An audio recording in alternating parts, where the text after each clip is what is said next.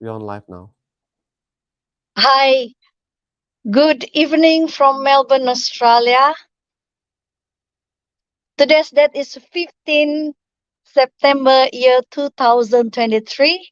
The time now is 7:16 p.m. from here in Melbourne, Australia. And we are so sorry for the delayed due to some unexpected circumstances.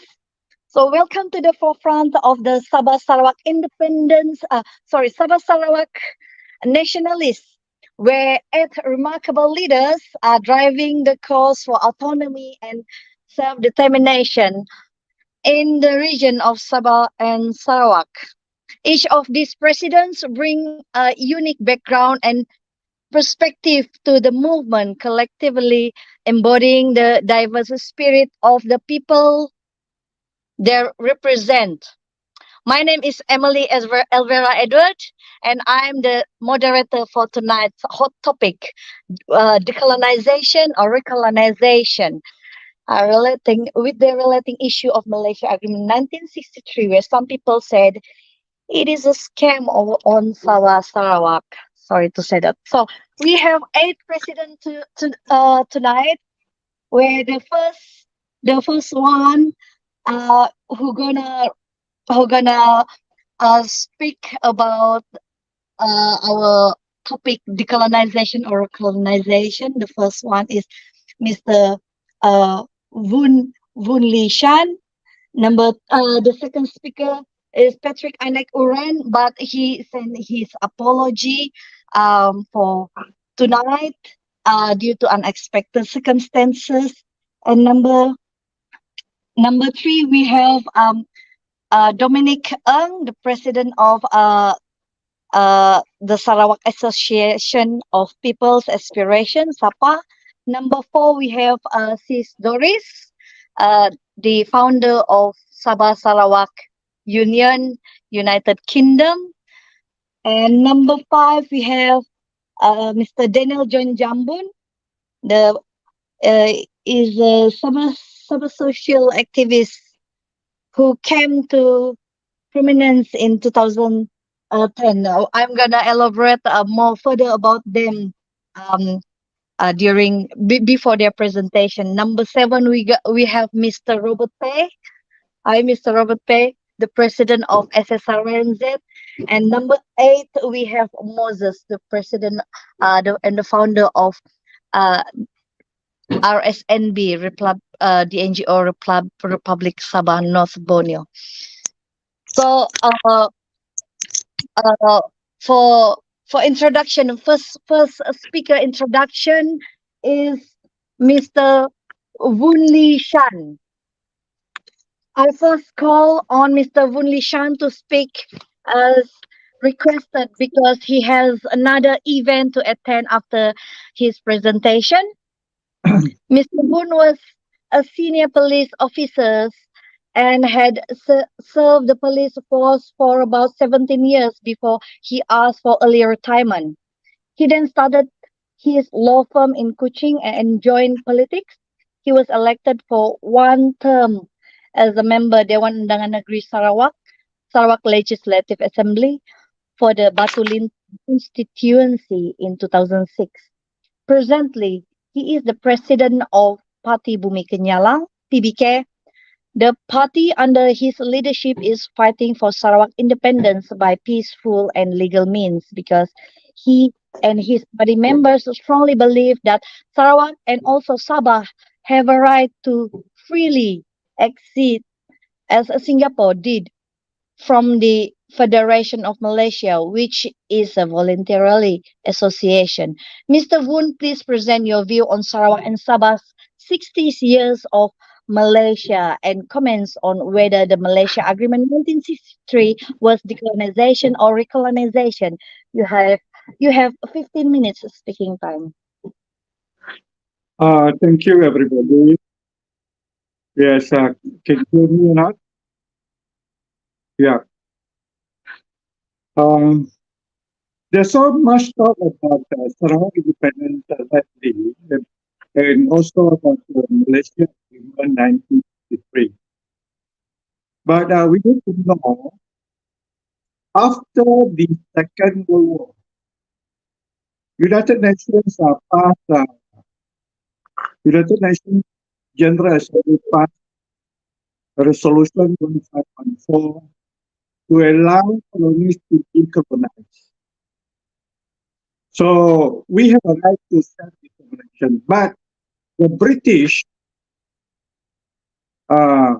to preserve their rights here, they strategized in such a way that they wanted Sabah, Sarawak, Singapore, and Brunei be handed to Malaya. Malaya was granted independence in 1957. So there was a secret, what we call planning by the British. So now the problem is that in order to overcome this United Nations General Assembly 1514, the British came with the idea of the Global Commission. The members of the Global Commission were from the British and also from members of Malaya. None of these members in the commission were from Sabah and Sarawak. So when the commission was formed, they came here, Sabah and Sarawak, for a few weeks only in 1962 to interview more or less 4,000 plus out of 1 million plus of Sabahan and Sarawakian.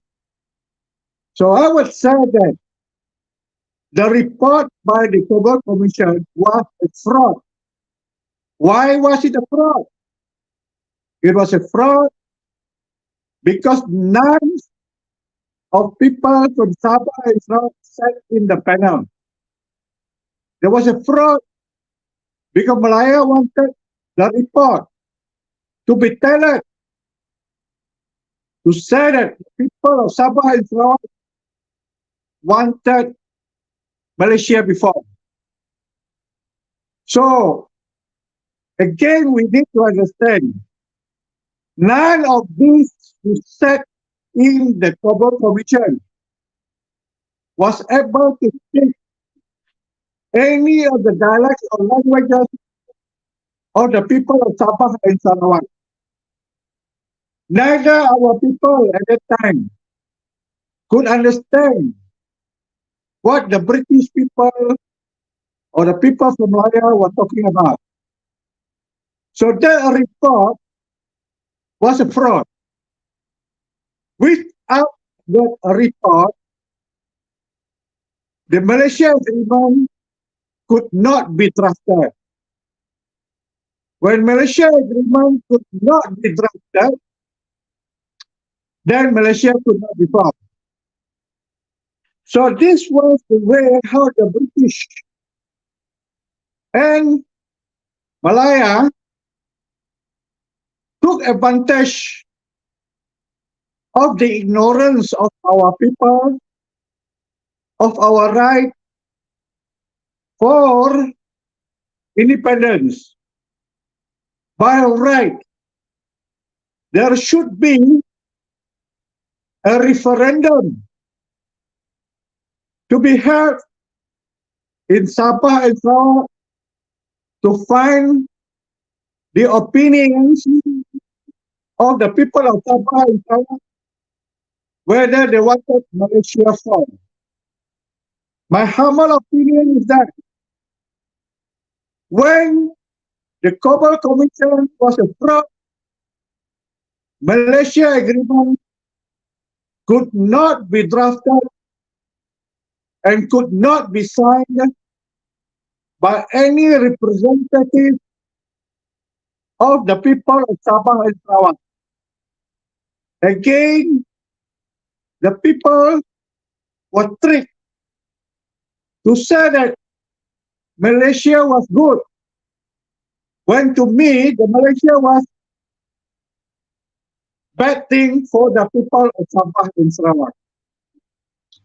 Those who signed the agreement, that is the Malaysia Agreement 1963, were handpicked by the British. So again, I want to say here that without the Malaysia Agreement, you could not form Malaysia. But since the Malaysia Agreement was a fraud, Malaysia is a fruit of a poison tree. So you cannot eat that fruit. Malaysia was formed illegally.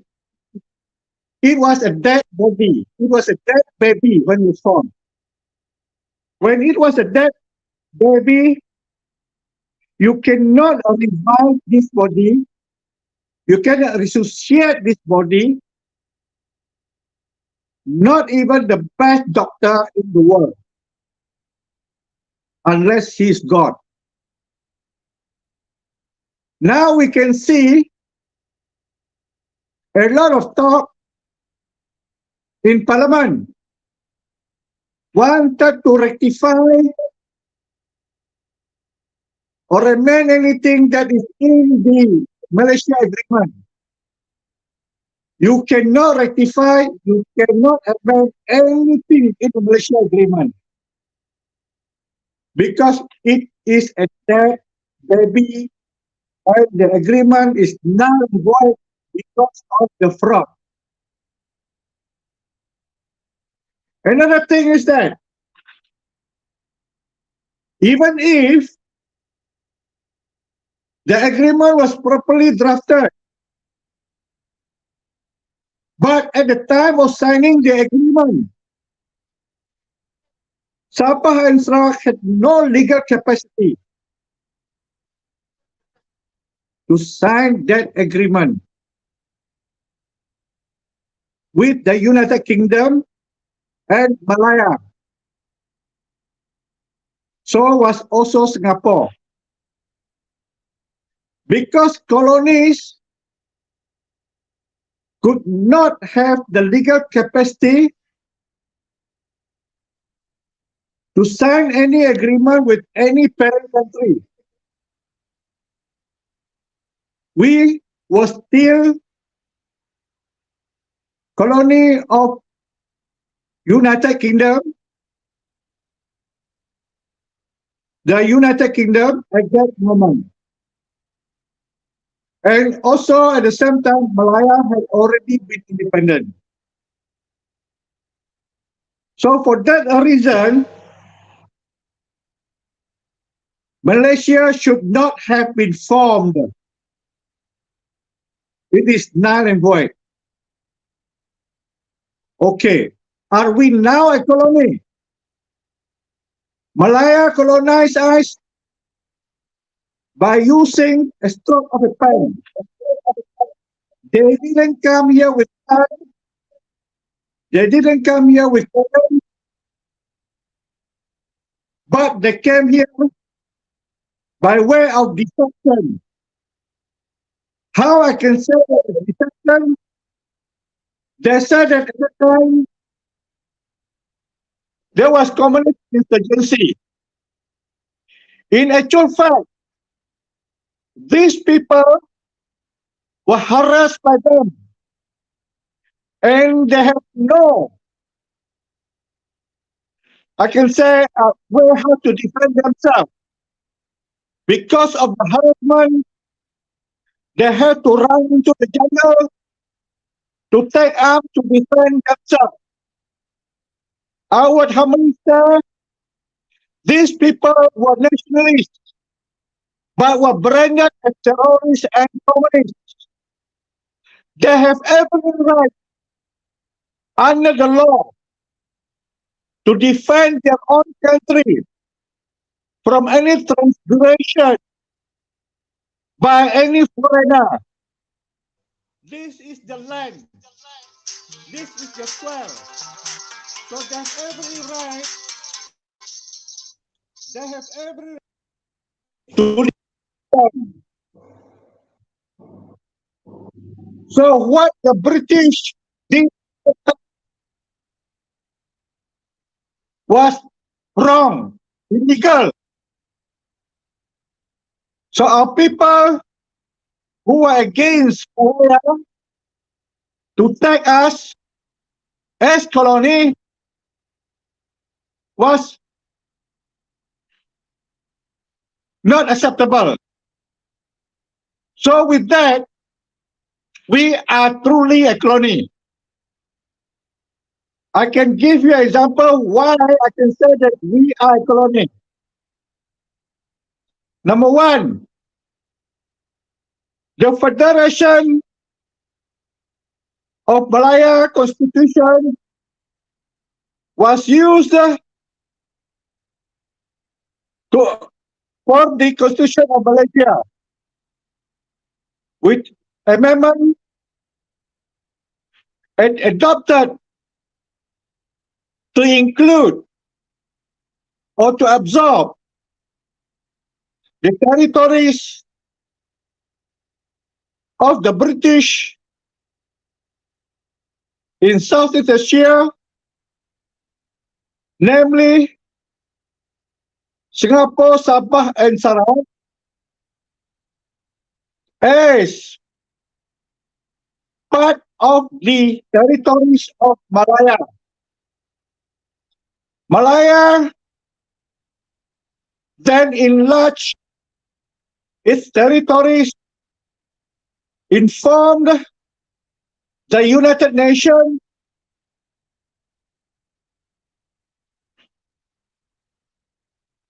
that it has changed its name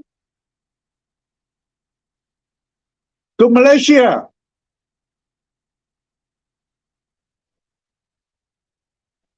The change of name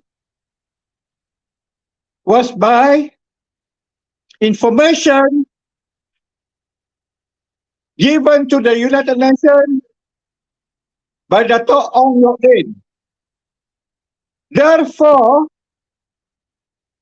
Malaysia is Malaya. Malaya is Malaysia. There is no difference.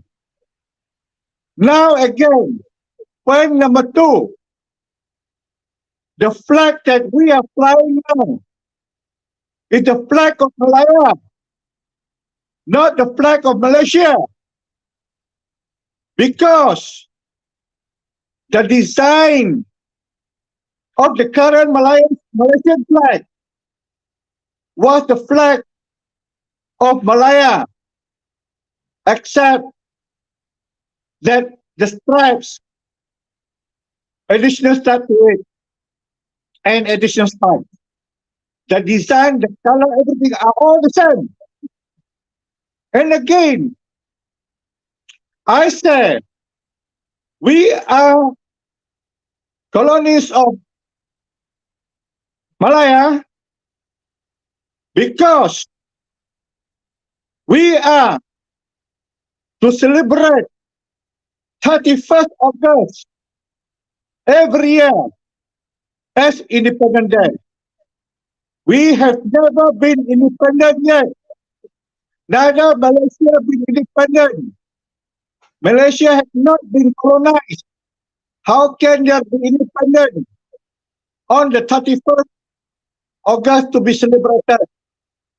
So that is a lie. So don't spread this lie to the world.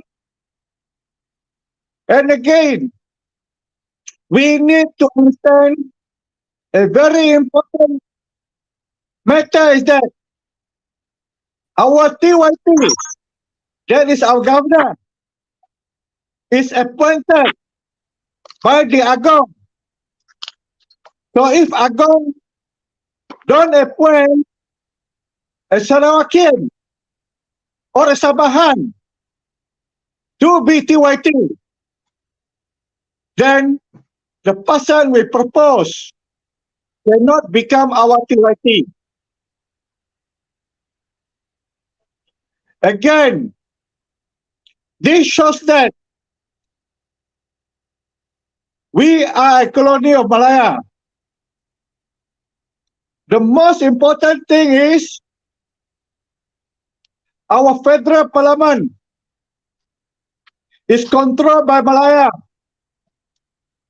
Out of the 222 seats in parliament, Sabah and Sarawak is only given 56 seats only.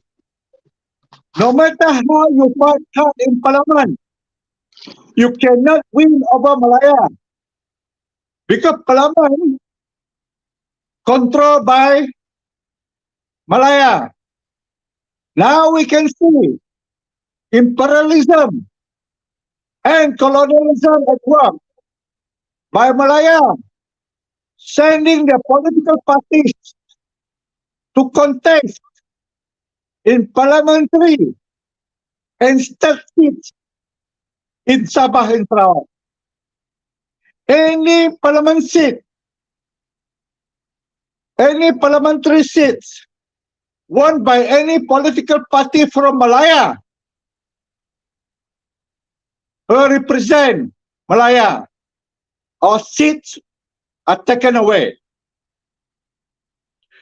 Can hear me? Can hear me or not? So Yes.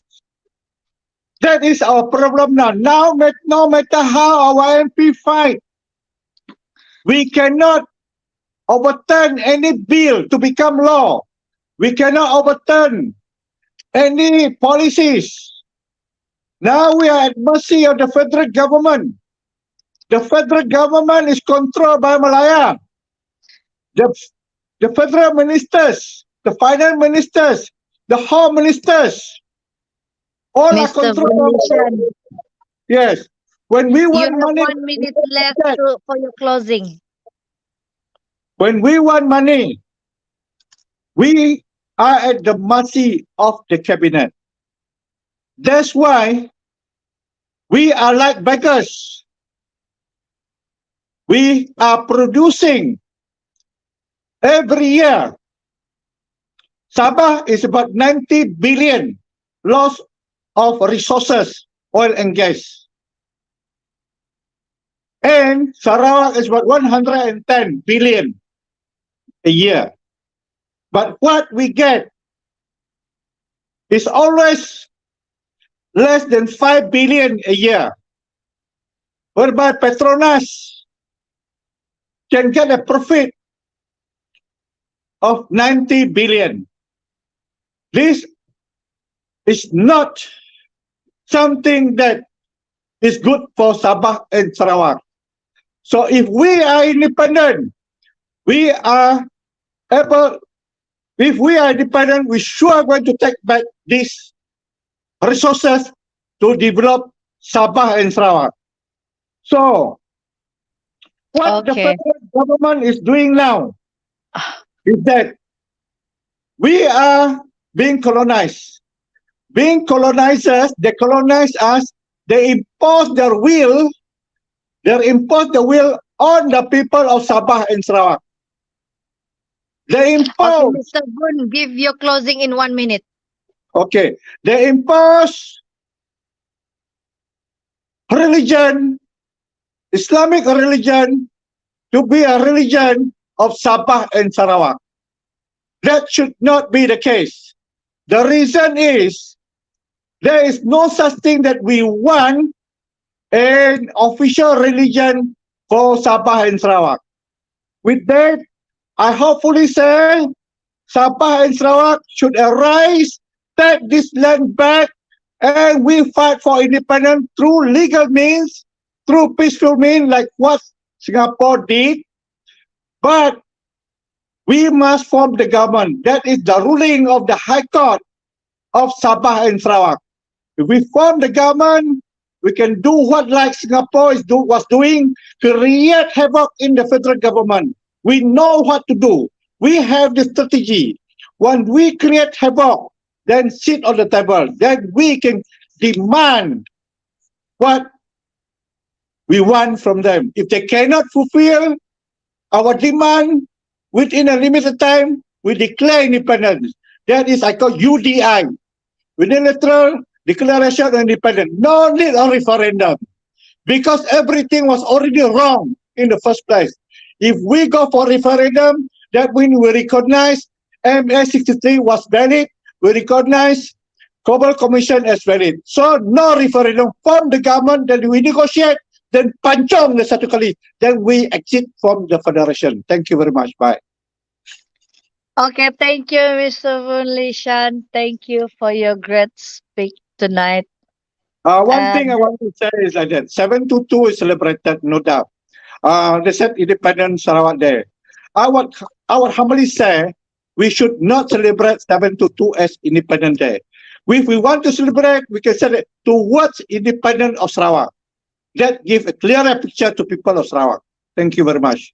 But then on the 20, but then Mr. Bunlishan, doesn't it on the 22nd of July is the self-government on to the granted to Sarawak. So why don't you think it's great to celebrate independence as a spirit, a law of attraction? Who knows that one day we may really celebrate independence.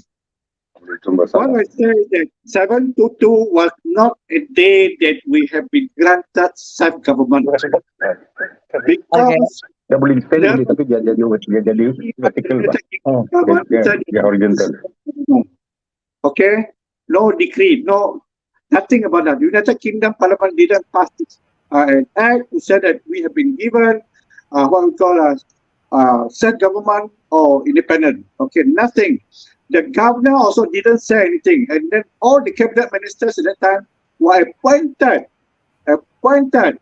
by the governor. The governor sat in the Supreme Council. Also was the advisor, the legal advisor to the cabinet was our colonial attorney general. So everything under his control. So we cannot be trapped into this to say that there was self-government. We cannot be trapped that they said that there was independent. Okay, but if you said that towards Sarawak independent, I may agree. Thank you very much. Yeah. Okay, thank you. For the next speaker, we actually have the Honorable Mr. Patrick Anek Uren, but he unable to join us tonight due to some unexpected circumstances. So but that's fine. I may elaborate some about Patrick, since he is also a strong activist at his age. The Honorable Patrick Anek Uren is our supposed to be next speaker. He has accumulated many years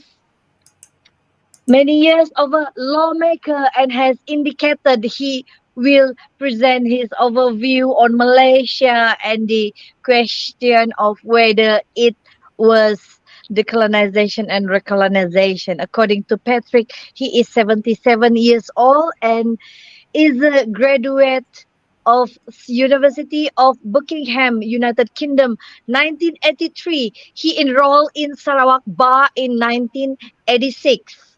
He was elected Member of Parliament MP in 1974 under SNAP, in 1978 under BN, and in 1982 under independent ticket. Appointed as a parliamentary secretary in federal government under Tun Hussein on in 1975 until 1979. He was elected to Sarawak Council Negeri under independent ticket. Till now, he has remained independent of any political party. He's confided that he is married with 5 children. One of the 3 men died just 4 months ago. We in SSRANZ extend our deeply felt condolences to Patrick and his family. One of his other son is a practicing lawyer named Elvin Anek. So that is some info about our activist, long activist And our next speaker for tonight is Mr. Dominic Ng. He is the president of the Sarawak Association of People's Aspirations, SAPA, a former ADUN or Sarawak State Legislature, member for Padungan Constituency, the first PKRYB in Sarawak, lawyer. Dominic has been a long-time activist lawyer who has been campaigning on issue of self-determination. Native customary rights is his strong suit, and he assisted native land rights claimants for a number of years, winning landmark cases in defense of land rights. He has also successfully defended SAPA against the Home Ministry deregistration in 2019. Please, Mr. Dominic, give your 5-minute elaboration on the issue that we are in now, whether we are decolonization or we are recolonization under Malaysia Agreement 1963. Thank you, Emily, for your very nice introduction. Is it 5 or 15 minutes? But whatever, it won't be very long. 15. Yeah. 15. Thank you. Thank you all for inviting me to be a speaker on this forum. Now, tomorrow, Malaysia shall be celebrating its 60 years. But 60 years on, have we become closer or stronger as a nation? The short answer to that is no. Indeed, while Malaysia has been a progressive nation for the initial decades, the last decade or so, there has been an overwhelming narrative that is increasingly taken over Malaysia, and that is that of political Islam. And unfortunately, it is developing and steadily creeping into Sabah and also Sarawak, a radicalized form of Islam.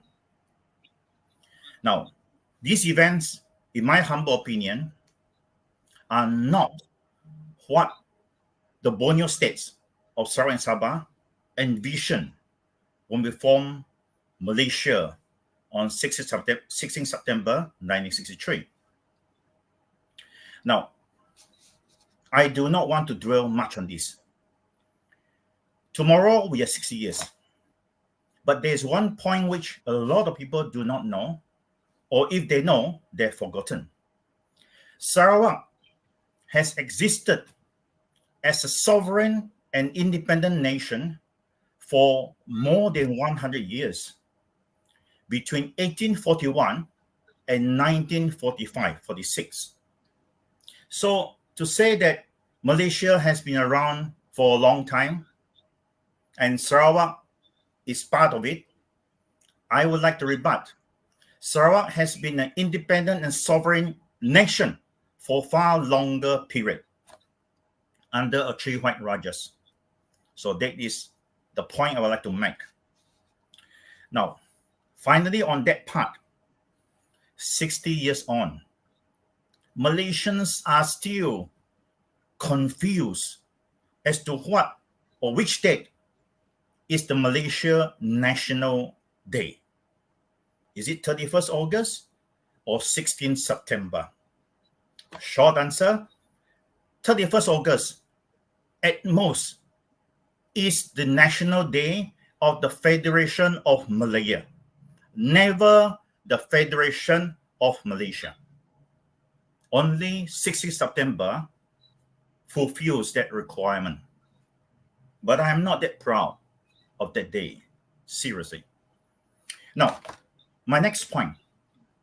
What was the Malaysia that was actually formed on 16 September 1963? It was supposed to be a process of decolonization pursuant to the United Nations General Assembly Resolution 1514 and 1541. But what actually happened was a seemingly decolonization with a concurrent recolonization. In other words, Sarawak and Sabah seemingly were decolonized, but in actual fact, we were all recolonized. Indeed, many of us feel, till this very day, we were somehow handed from one colonial master to another colonial master, from Great Britain to the Federation of Malaya. So we have merely changed our colonial masters. That is the sad reality that we are facing today. Now, my next question, which I think is far more important, was the Malaysia that was supposed to have been formed on 16 September 1963. It was supposed to be, in my opinion, a confederation of Malaysia, comprising the Federation of Malaya, which was at that time independent already, Singapore, North Borneo, and Sarawak. And I have here several books, which I only going to show you, which do contain evidence of the historical context that there was indeed envisaged by our forefathers. I know some people don't like that term, that what they wanted to form was a confederation of Malaysia. And the first book is by Stephen Yong, Alive Twice Lived. I will just read a short paragraph at page 179 of this book. Actually, he had an encounter with Lee Kuan Yew. And at that time, Lee insisted that we would lose out economically and socially if we did not join Malaysia. That was Lee Kuan Yew's argument. But what was the rebuttal of Stephen Yong, who is one of the founders of the SUPP, the first political party in Sarawak? What I envisioned was a confederation of 5 units consisting of Malaya, Singapore, Brunei at that time was in the equation, Sarawak, and Sabah, in which, this is very important, in which the federal powers were limited to defense, taxation, and foreign affairs. Defense, taxation, and foreign affairs. No more, no less. This is from Stephen Yong. Actually, what he said was backed up by the other founder, who is Ong Ki Hui. In his footprints in Sarawak, he wrote at page 518, we felt that any decision on North Borneo and Sarawak becoming part of a larger confederation, the word used in this book is the word confederation, should not be made, and this is extremely important, until both those states were independent and directly responsible for their own destiny. Now, I read passages from 2 of our senior politicians who was there when Malaysia was being negotiated and being formed. So the idea of confederation of Malaysia was always there from the beginning. Finally, I have one book which is recently written by Michael Lee, Deus Datus and Dayaks. Very short and sweet book. And it too talks about this part. Page 47, sorry. Malaysia was not to be just one kind of federation, but 4, all within the boundaries of a nation that had never before been administered as one entity. The first kind of federation was that which existed among the states of the Malayan Peninsula. That was the first federation. The second kind of colonial territories of Sabah and Sarawak. The third kind was specifically for Singapore. And the fourth was actually Brunei. So in all these three books, there is historical support for the idea that what was envisaged and what was supposed to be formed when Malaysia came into being on 16 September 1963 was actually a confederation comprising the Federation of Malaya, Singapore, North Borneo, as it was called at that time, and Sarawak. And I would like to add, it was supposed to be a confederation comprising the independent and sovereign nations of Malaya, North Borneo, and Sarawak. No more, no less. So this, in fact, was what was supposed to have come into being. So in it, while I'm sure all of us are very strong nationalists at heart, there is still something that is quite important that we as leaders ought to take into consideration. While we complain about what has happened to Sarawak and Sabah, we must also be brave enough to come up with a way forward. And also, in that sense of the word, a solution that is practical, legal, and also political. Now, so to me, in conclusion, the way forward is quite simple. We just take all the necessary steps to implement what was envisaged right at the beginning, which was a confederation of Malaysia, comprising equal partners, which was a Federation of Malaya, Sarawak, and Sabah. And there are actually instruments and acts or sections that can actually assist us to implement that. One of them, conveniently, is Article 8 of MA63. Now, no doubt, Article 8 MA63 has limitations, but to me, it is the way and it provides the solution. Article 8, for the interest of those who may not know, but I'm sure all you do know here. The governments of the Federation of Malaya, North Borneo, and Sarawak will take such legislative, executive, or other action as may be required to implement the assurances, the undertakings, the recommendations contained in Chapter 3, Annex A, B, blah, blah, blah, insofar as they are not implemented by express provisions of the Constitution of Malaysia. This is Article 8 of the MA63. This is the authorized version. So I'm saying, as a lawyer, this is what we all look.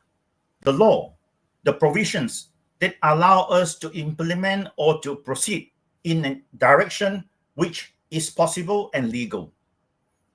Now, it is all there. The only thing lacking is the political will. To end, I would like to just point out one example. Recently, the Premier of Sarawak has already indicated and announced as for the 6 new oil wells that were discovered, they were off the shores of Sarawak. They were newly discovered. And he has led what, to me, is the most appropriate step, which to claim our rights to those oil. And he is very fair. He only talked about 50%. These are something that actually belong to us. And he is willing to say that, okay, I'm only claiming 50%. The 50% should go to the federal or the confederation government. Now, he does not say this in an empty manner, because the Sarawak Land Court has recently been amended to define land of Sarawak to be extended to include the continental shelf of Sarawak. And that land court is a pre-Malaysia legislation. The Sarawak Land Court was passed in 1958. So any legislation before Malaysia has to take priority over anything that comes when Malaysia comes into being. So the Sarawak government has already taken the right step forward to claim back what actually initially belonged and always ought to belong to Sarawak. Now, those steps are within our grasp. And right now, as a politician in Malaysia, the political equation is actually very much in the favor of Sarawak and Sabah. The federal government, the federal unity government, actually is in a very fragile stage. And therefore, as a Sarawakian and Sabahans, this is the time for us to take full benefits and full powers that are within our control to claim back, to get back, and to reconstitute Malaysia as it was originally envisioned. So just now I was a bit at pains to say that I am a nationalist. I am also campaigning for the independence and the return of the sovereignty to Sarawak and Sabah. And my vision is to do it within the Confederation of Malaysia without, to me, the necessity to break up Malaysia, to destroy Malaysia. Now, in final words, the Confederation of Malaysia, a simple example would be the European Union, which comprises 27 unions, and they are all independent nations. They all take full control of whatever belongs in their country. They are only together as a political and economic bloc, and they come together because there is unity, there is strength in unity.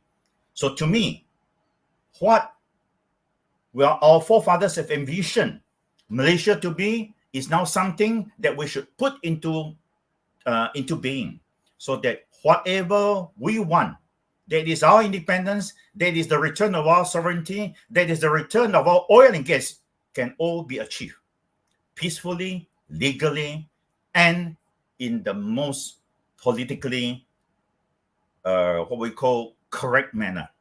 Thank you. That's all. Emily? Yeah.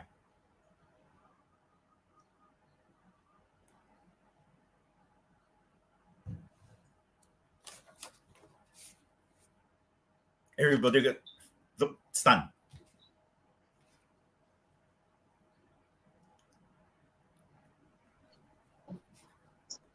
Emily? Oh, hi. Yeah, thank you. Thank you, Mr. Dominic. Yes. So we have our next speaker is Sis Doris Jones, where she's currently in United Kingdom. And about Sis Doris Jones, she's a magistrate and a paralegal by profession, educated and qualified at University of London, Sabahan born, also a researcher in histories and political grade R1 involved in humanitarian NGOs, also board executive and treasury to NWS and NLP. Sis Doris Jones, also the founder of Sabah Sarawak United Kingdom, the SSKM movement, uh, hot topic in 2011, 2013 to 2015. So let me present. Sis Doris, you have 15 minutes to give your view whether we are Sabah Sarawak under decolonization or recolonization by this Malaya with this Malaysian agreement 1963. Please, Sis Doris. Okay, thank you, Alvaro. Okay, Sabah and Sarawak is straight to the point. We are still being colonized, colony to British, really not by Malaya, but it's automatically become colonized by Malaya because the transfer of, or sort of, we call the story of this formation of Malaysia. So part from British and then to Malaya, but from my personal research, we are still under British. During the Cobble Commission voting at the time, then it's supposed to be 90% votes to agree for formation of Malaysia. However, it turns up to I think about 80%. However, that 70% in 60% in Malaya, 20% in Sabah and Sarawak. However, the voting, this is from the research, that the voting ticket at the time, it's been done by Cobble Commission, but the voting ticket is they make it as a blank vote paper. So you can imagine from 90% is mandatory at the time to form Malaysia, but 40 or 50% out of the voting ticket is empty. It's not marked by agree or disagree. So there's someone behind the scene that advised the people at the time. However, that's the story. I believe, I mean, from the people in Borneo, who I trust, we all maybe know, but some people, they're not telling this in open, in a public, in open stage. So I said, we are still colonized by British. However, we're looking forward, because we can always educate people with history, what we know or what we already knew. But to move forward from now on, we are in the 21st century. There is a way to move forward for Sabah and Sarawak, release from the name of the Malaysia. I did actually consult with a few of international lawyers for international case. I said, what if, there is a big if, we're not using the MA 63, Malaysia Agreement 63, but we come up with our old treaty, by using our old treaty, because Sarawak have your own treaty. Sarawak have her own treaty, and Sabah also have her own treaty. So as if we decide at the end to use that in the International Court of Justice, the chances will be the judge, whoever at the time, will call 16 other countries who have similar cases as Sabah and Sarawak. Now, so nothing is impossible to challenge Malaya. So I said, we are still colonized by Britain legally.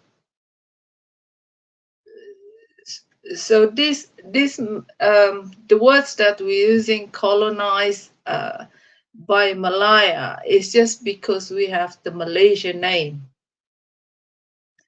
But by law, in the international court, we are still under British. So it is possible to get the release from the British. However, what have been done, history is remain history. We cannot pull that back, and but we can move forward, and we can correct it, because I'm saying correct it in a way of the legality for Sarawak to reach their independence and Sabah to reach our independence. Forget the self-government thing, because it's never been practiced, even though British have granted to Sabah once upon a time, but it's never been practiced that way. So all I'm saying, I mean, we have to continue campaigning. We have to come, telling people the truth. But the movement to go forward is not something that I wouldn't mention name. There is a few politicians in Sabah said we like them. They prefer to talk about Malaysia agreement, blah blah blah, and but about the legality, they will find out later. So that's a few of politicians in Malaysia said it to me personally. But however, I'm just saying here, like, as if we look at the case of Taiwan, where Taiwan reached the independence at the time, is they don't go to sit in the United Nations and say, this is what we want, this is what we're eligible to. It's not that, because Taiwan do the opposite way. They straight away go to do the vote, organizing the voting, who agree and who not who not agree for independence. Okay, that is a Taiwan case. But okay, nearby me, the neighbor Scotland, okay, they have done the third, I think the fourth voting for referendum from British government. However, there is a conflict between the businessman and the people in the middle class. So that's what Scotland hurdles at the moment. For Borneo, because I had communicating with Commonwealth Office, because we all are still Commonwealth country, so we're entitled to ask question or advice if we want to, or we wish. So Commonwealth Office aware of Sabah Sarawak case. However, there will still, we have to pass, this is Sabah Sarawak versus Malaya. We have to pass that before anything else, before we're talking about referendum, or if you're talking about act, any documentation. So that's the first thing we have to go through, which I'm afraid that is the most difficult for us to cross the hurdles. But I'm sure we can if we believe, and trust ourselves and keep educating our people. And because all we want, or all we need, rather want, is we need our country back.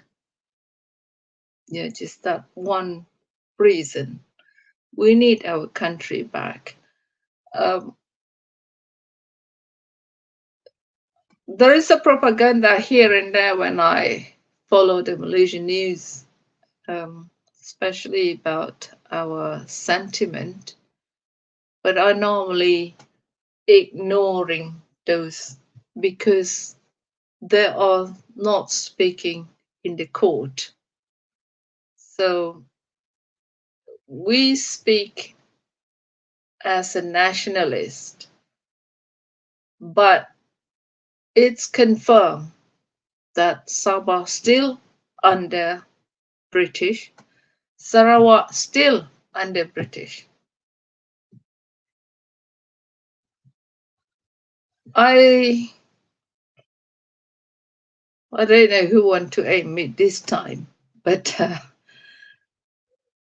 we can prove that we are still under British because the Malaya Parliament, or the Malaysia Parliament, are still ruling following the British law.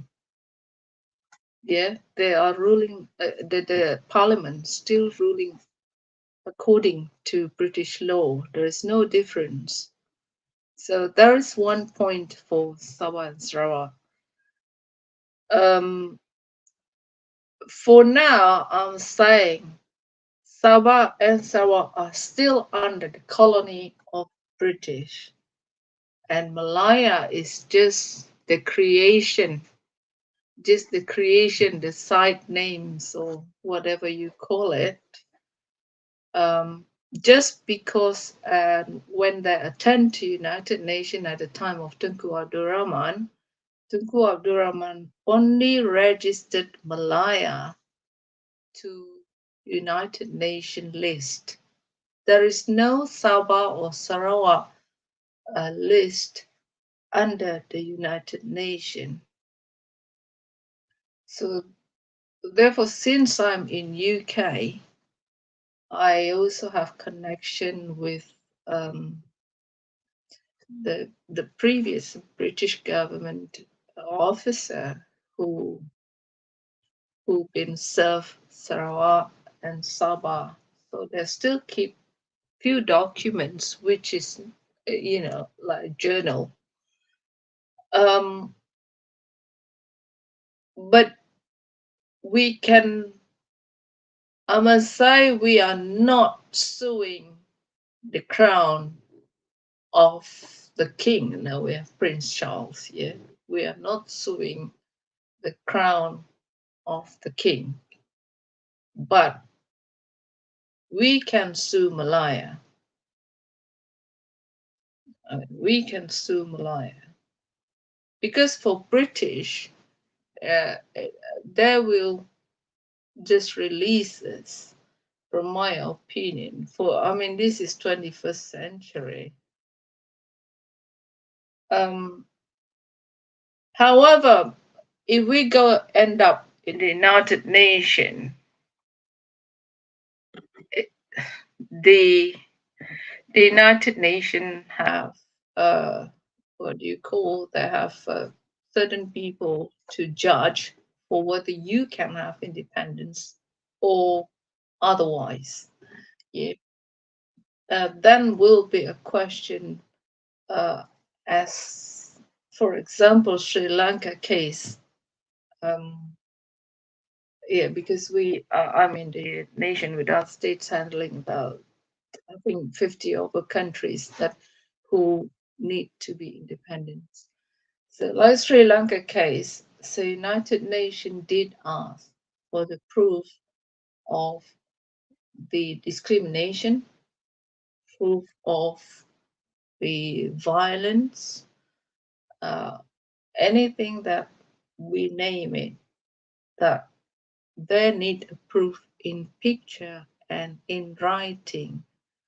And also, they need a statement from the people of Sabah. So there are few steps to go on towards independence. But back to the topic today, we are still colonized by British. But that's my answer. That's all, Alvaro. Thank you. Okay, thank you, Sis Doris, for your great elaboration. And for the next speaker, we have Mr. Daniel John Jambon. We can wait for everyone to finish and we can ask questions. So our next speaker is Mr.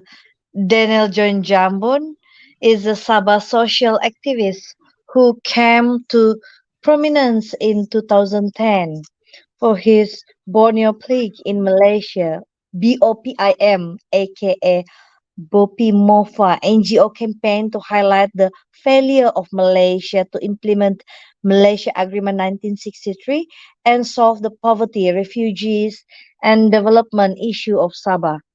He took the muster of the British Parliament in 2011 and presented his paper on the plague of Sabah and Sarawak in Malaysia. This action created waves in Sabah and Sarawak and awakened many of the issues which are now highlighted by the news media every day and taken up as issues by politicians. He says Sabah Days and Sarawak Day can be observed but not as Independence Day. Malaysia Day 16 September 1963 was Occupation Day for British transfer of administration of British Borneo, MA 1963, or no, MA 1963 to the central government in Malaya. British troops marched out, the Royal Malay Regiment marched in. The British want their commercial empire in Sabah, Sarawak, Singapore, and Malaya under one administration in Kuala Lumpur. Brunei, instigated by the British, stayed out of central administration. Therein lies the beginning of the internal colonization of Sabah and Sarawak by Malaya under the guise of Malaysia. I call on Daniel to present his view on the colonization or recolonization and what he sees is the solution to Sabah Sarawak plague in Malaysia. Thank you. Please, Mr. Daniel. Thank you, MC. Can you hear me? Yeah, we can hear you. Oh, okay. Coincidentally, there is a gathering in Kota Kinabalu today, celebrating Sabah Day, and there's nothing wrong. I mean, Sabah Day and Sarawak Day to be observed, but not as independent lah. And if it is said self-government is still debatable. Okay. Aside that, I will not dwell into the event leading to the formation of Malaysia because only Sen Dominicus and this Doris has already elaborate much on that one. So, but I just want to be short. I just want to talk about the expectation and reality on being in Malaysia. And after that, I'll talk about my strategy on the way forward. When Sabah and Sarawak decided to form Malaysia together, Sabah and Sarawak was promised some economic development and security. And aside that, there are a lot of promises in such a way that Sabah and Sarawak was enticed in the end to form Malaysia together with Malaya and Singapore. But as you can see today, we talk about economic development in Sabah. It is in a sorry state. It is in such a way that Sabah is the poorest state in Malaysia, despite the huge, vast resources, natural resources in Sabah, especially the oil and gas. And not only that, you talk about security. We have this foreigners, illegal immigrant, being accommodated and given identity card and registered in the electoral rolls in order for them to be able to vote in any election. You see, now the present situation in Sabah is that the foreigners outnumbered the local population. So, which means to say that in future, or since years back, the local Sabahan did not decide their own future. The Sabah government is decided by the foreigners who are given the rights to vote. And as I said, the foreigners has outnumbered the local population. It is anticipated by opinion leaders that in 15 years' time, there will be a reverse takeover in Sabah, which means to say that the foreigners will be the government and the local will be just a follower.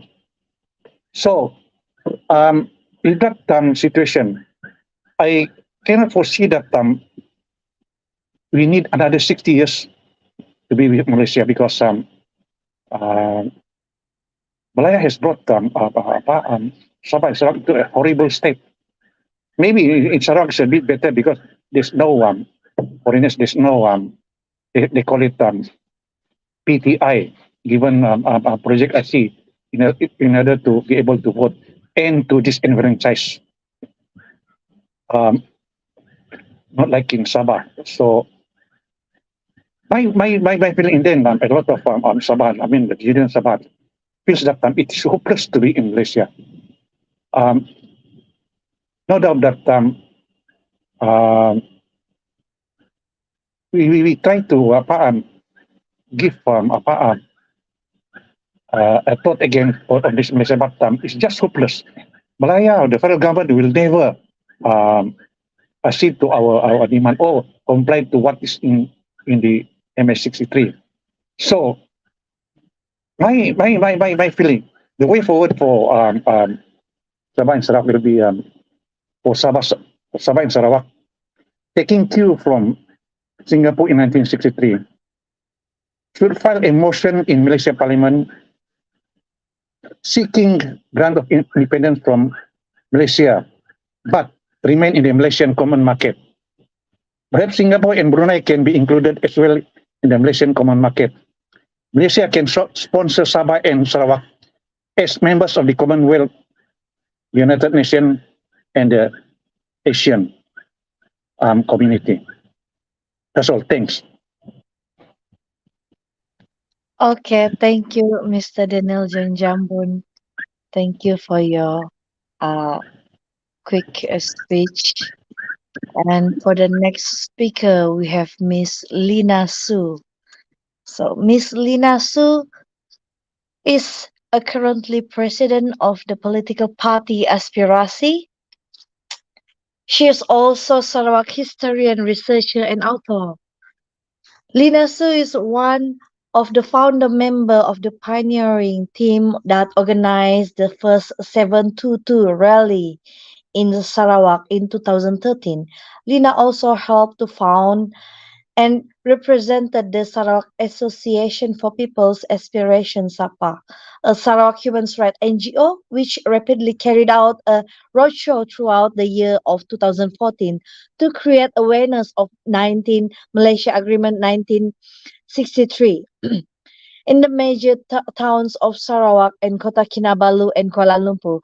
In April 2014, Lina delivered a paper written by Mr. Robert Pear, a Sarawak-born lawyer in Australia, raising the issue of the validity of Malaysia Agreement Internationally Treaty, the founding document for the Federation of Malaysia. There has been no turning back since then for Malaysia Agreement 1963. Lina published her first book, Sarawak, The Real Deal, in 2013, with foreword and editing by Robert Pear.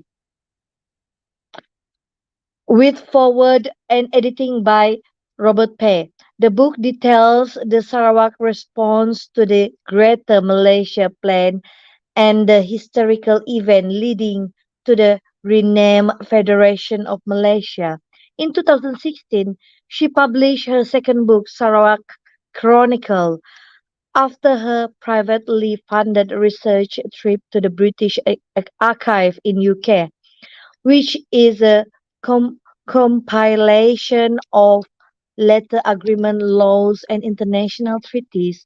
This book is testimony to the cardinal constitutional and legislative document which created Sarawak and its political development from its founding in 1841 up to its absorption into the Federation of Malaya renamed Malaysia on 16 September 1963. Lina's research is based upon Sarawak's parliamentary records, government gazettes, personal interviews of surviving witnesses, and thousands of declassified colonial documents sourced from the British National Archives. Lina's alma mater is St. Mary's School, Kuching, and hold a master's degree in business administration from Leicester University, United Kingdom. I call on Lina Su to present her perspectives on the question of decolonization or recolonization of Sabah and Sarawak and wishes for the future. You have 15 minutes from now, Sis Lina Su. Thank you.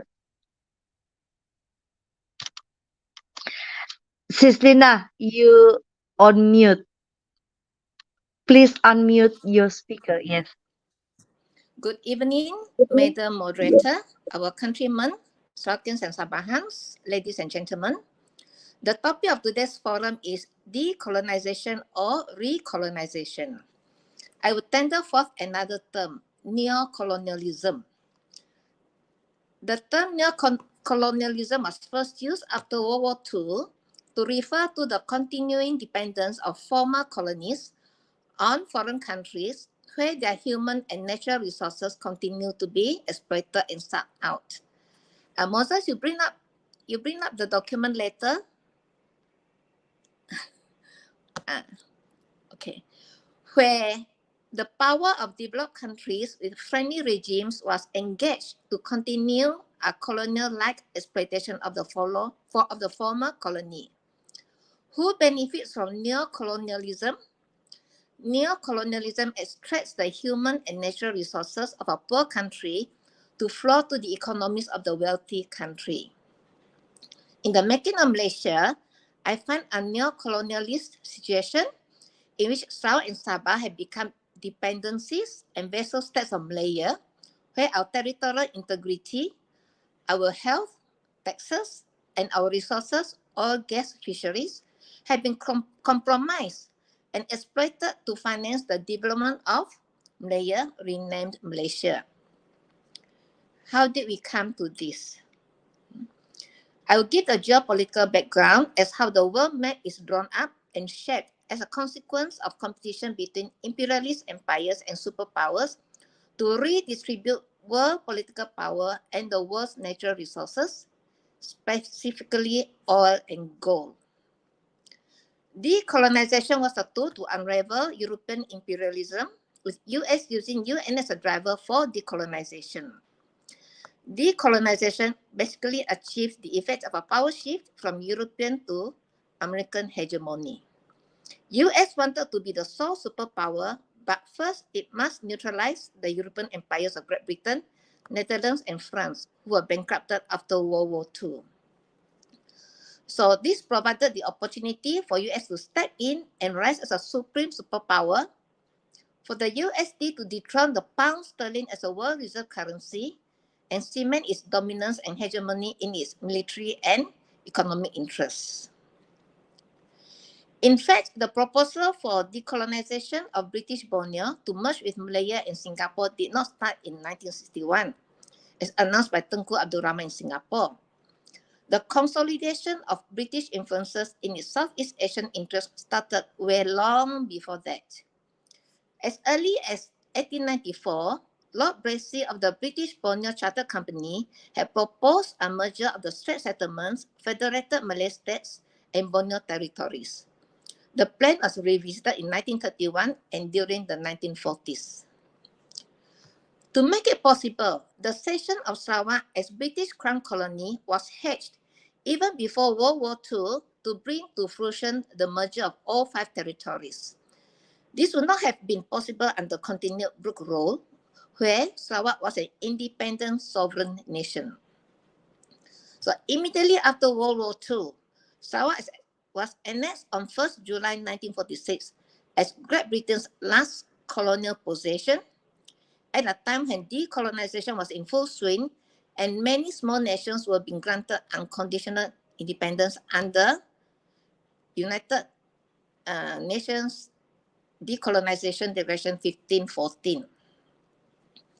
In July 1947, Malcolm MacDonald, the Commissioner General for Southeast Asia, in his grand design, revived the proposal for Federation of Sarawak, North Borneo, and Brunei within 4 years and had identified Labuan as a capital.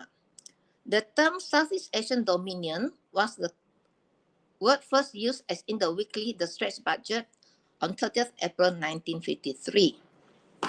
The consolidation of Southeast Asian British colonies was intended to be in 2 phases. Firstly, between Malaya and Singapore, then the 3 territories of Sarawak, Brunei, and North Borneo. And after that, to merge the 2 blocks to form one political unit. But because of Cold War and the domino theory, the plan was accelerated and Malaysia had to be formed by 31st August 1963 as agreed between the British, Malaya, and Singapore Prime Ministers in London in a secret agreement. British decolonization policy in Southeast Asia was carried out not to return the sovereignty and grant independence per se, but to ensure British military and economic interests were protected long after. This could be done if the colony were to be passed over to existing sovereign country with a friendly pro-US, pro-British regime, and for the new decolonized territory to be controlled and contained within the new political unit. So this is what happened to Sarawak and Sabah, and it's all bridged under the water. On 18 September 1963, the Queen of England sent a personal message to Tengku to express her pleasure in gifting Sarawak and Sabah by transferring the sovereignty of Sarawak and Sabah, and in her message likened Sarawak and Sabah to specially crafted British silver pieces. Brunei did not join the Federation because of oil. Nasi sudah jadi bubur. Now what is the way forward? Is a solution to the Sarakians and Sabahans who feel aggrieved, if there are any, by being pawns in this geopolitical power play. We must remember, no nation and its people can be imprisoned against its will. Can Sarawak and Sabah restore their sovereignty over our territories and our resources? Sarawak had no external debt prior to Malaysia Day, prior to 1963. Today, the external debt of Malaysia is 1.5 trillion. How much is that? If you spend 1 million a day, it will take you 927 years to spend that amount, 1.5 trillion. This means for a Australian baby, for a Sabahan baby, he already otan and carries that before he is born. It's no secret that Sarawak contributes 60% of Malaysia's oil and gas revenue and gets a paltry 5% cash payment. 835 barrels oil equivalent a day. So as I'm speaking, every second, Sarawak is losing money. If you have a durian orchard, would you agree to give away 100 durians to your neighbor, has nothing at all to do with the land, and say thank you when he gives you back 5 durians? So every second, we are losing money as our oil is being sucked out of our land.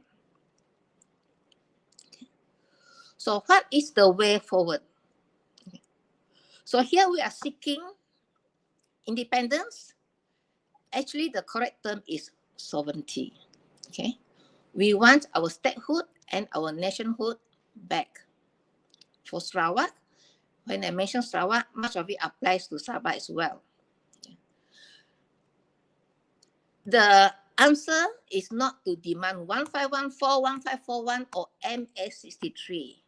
United Nations Decolonisation Protocol is done deal, is already over. Okay. We cannot go back. We've been decolonized by 1541. We cannot go back and ask for 1514. Okay, so it's over. To ask for MA63 is to ask for and to beg to remain in the Federation of Malaysia. Okay. Singapore did not ask for compliance of MA63 to get its independence. Singapore already set the precedent. There can be exit from a federation. In fact, many federations in the world have broken down. The most famous one is the Soviet Federation. So can Malaysia, be even more powerful than Soviet Federation? But we all must agree that the process to statehood must be constitutional, in conformity with international law and norms, peaceful, and of course it must be doable. It must be workable. It cannot be something that you can talk about, but you cannot do it. So what is the criteria to attain nation and independent status? First, you have to have a defined territory. You need a permanent population. You have to have a government and a history. In fact, on 22nd July 1963, Sarawak already fulfilled all these conditions. If Ninkan had wanted, he could have declared independence right then. Okay, but he did not. It was not done. And 16 September, we merged with Malaya to form the federation. So what is the universal law that mandates a nation's rights to independence and sovereignty? Okay.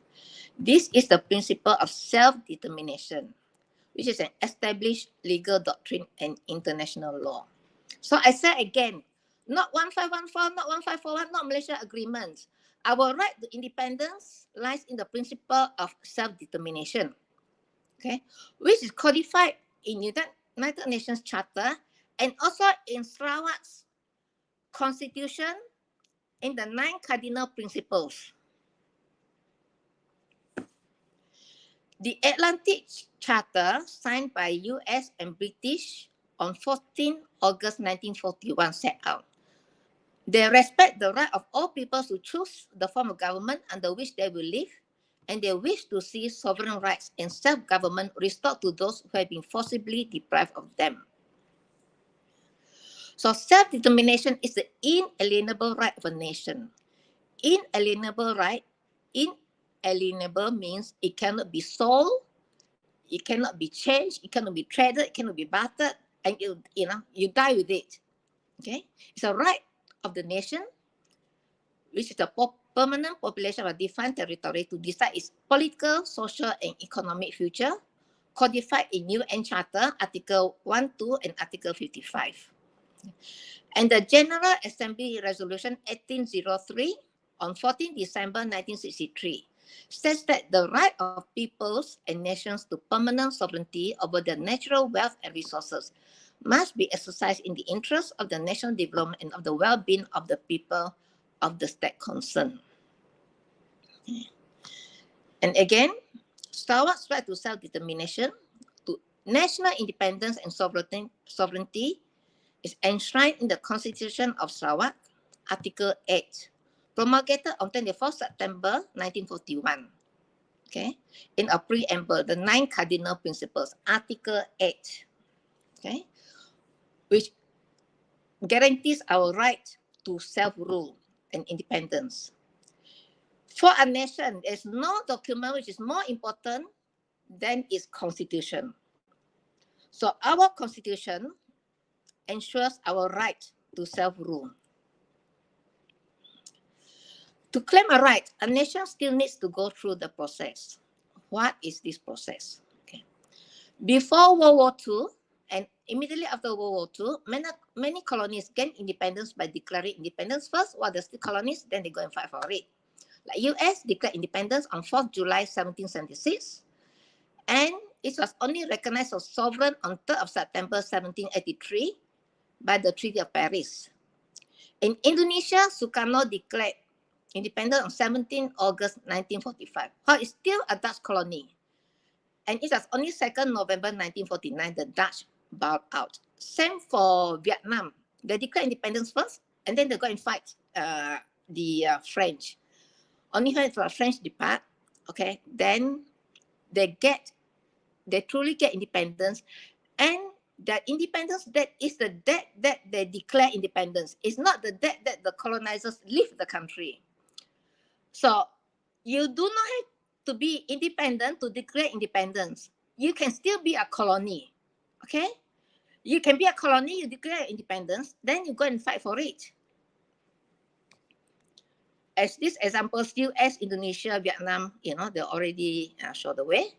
So after World War II, with the ECEU Beddington Commission report, declared that the referendum process is a conditio sine qua non. It's a Latin word, meaning a condition without which, okay, a necessary condition to recognize new sovereign states.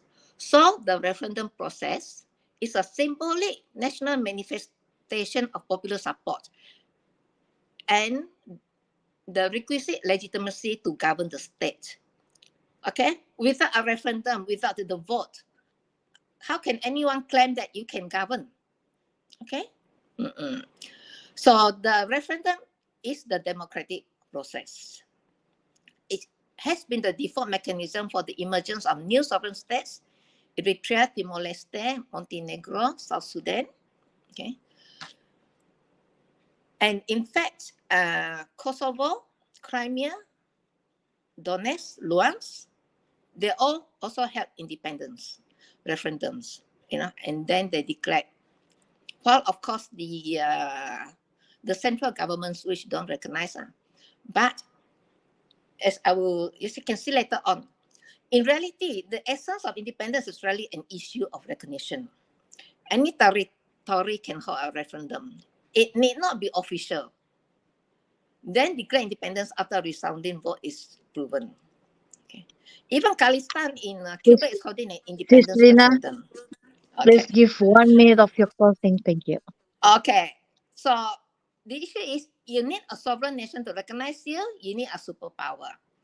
Okay, let's go to the flow chart. Can I bring up the flow chart, please? You just quickly run through the flow chart, Moses. Yes, please.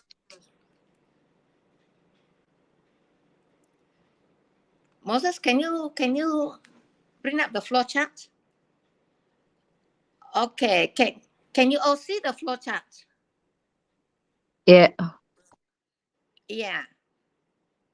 Okay, so what I'm proposing, okay, we need to have an independence referendum, okay, to legitimize our bid for independence.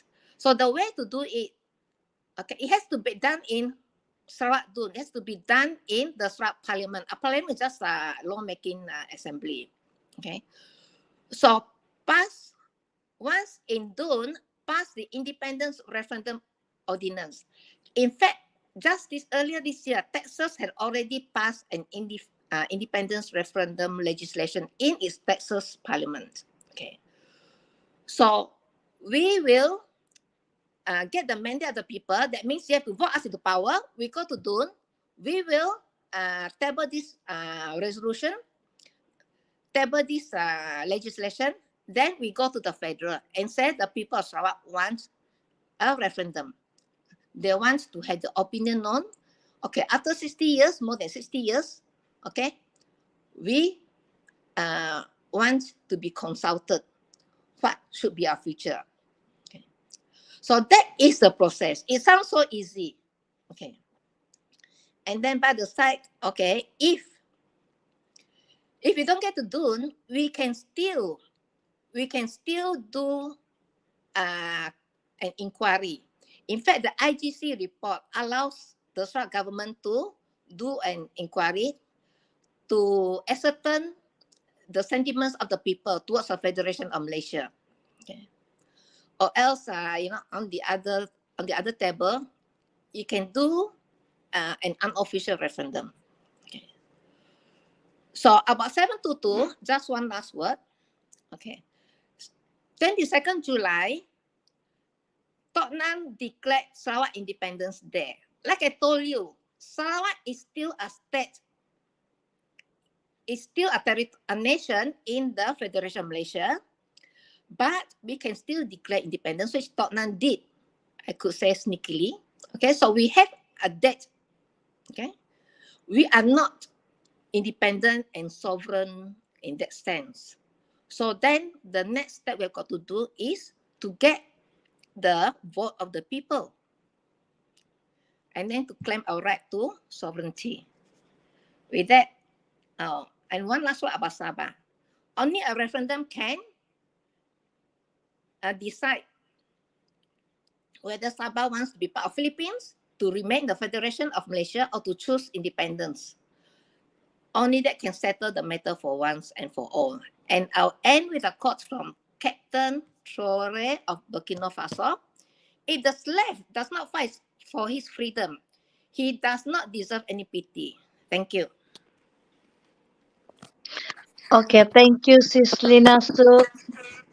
Thank you for your elaboration. So our next speaker, we have Mr. Robert Pay. Mr. Robert Pay, our seventh speaker for tonight. He is president and the founding member of the Sabah Sarawak Rights Australia New Zealand international NGO registered in 2017 in Australia. SSRANZ focuses on the question of self-determination for Sabah and Sarawak and the rights of the citizens in Malaysia and Australia and New Zealand. We do not know much about Mr. Robert's story as an activist, so here is a short narrative from his youth to his old age, reflecting his commitment to the struggle to restore Sarawak's status as an independent state, which was from 1841 to 1941 and briefly in 1945. He is a strong believer in Sarawak independence to be free from all forms of foreign rule. Robert said it was at school where he was first inspired by 1946 birth of Sarawak nationalism in the anti-secession struggle against the British annexations of independence Sarawak as a crown colony. The struggle for Sarawak national independence was reignited in the 1960s when Sarawakians opposed the Malaysia Federation Plan. He recalls participating in some Sarawak United People's Party (SUPP) rallies against Malaysia in Kuching. His first personal political act of protest against Malaysia was to leave the school contingent in the Kuching Padang, where a great number of people had gathered for the inaugurations of Malaysia on 16 September 1963. He continued to maintain his interest in the political development of Sabah and Sarawak in Malaysia over the last 60 years before and after finishing high school and studies overseas and practicing as a lawyer in Australia. With the advent of the internet in the new century, he was able to connect with Sabah and Sarawak activists and participate with the revival of the nationalist movement. In 2016, Robert wrote his paper questioning the validity of the Malaysia Agreement 1963 and legitimacy of Malaysia. It was first presented by Lina Su in April 2014 in Kuching, which he presented the paper in Kota Kinabalu on 30th of August 2014. This became part of the questioning of Malaysia formation issues and the failure to implement Malaysia Agreement 1963 and put pressure on the federal and Borneo states governments to take action to implement MA 63. SSRANZ position remained that of MA 63 being a null and void treaty. In 2017, the SSRANZ NGO was founded with Sabah nationalists, and the NGO has maintained a strong stand on Sabah and Sarawak independence from Malayan colonial rule. I now call on Mr. Robert Pei to speak on whether Malaysia was the decolonization or recolonization of Sabah and Sarawak. Thank you. Mr. Robert Pei. Thank you, Emily, for the introduction. Was Sabah and Sarawak decolonized, or was it merely recolonized in Malaysia? These previous speakers have touched on various aspects of decolonization and also recolonization.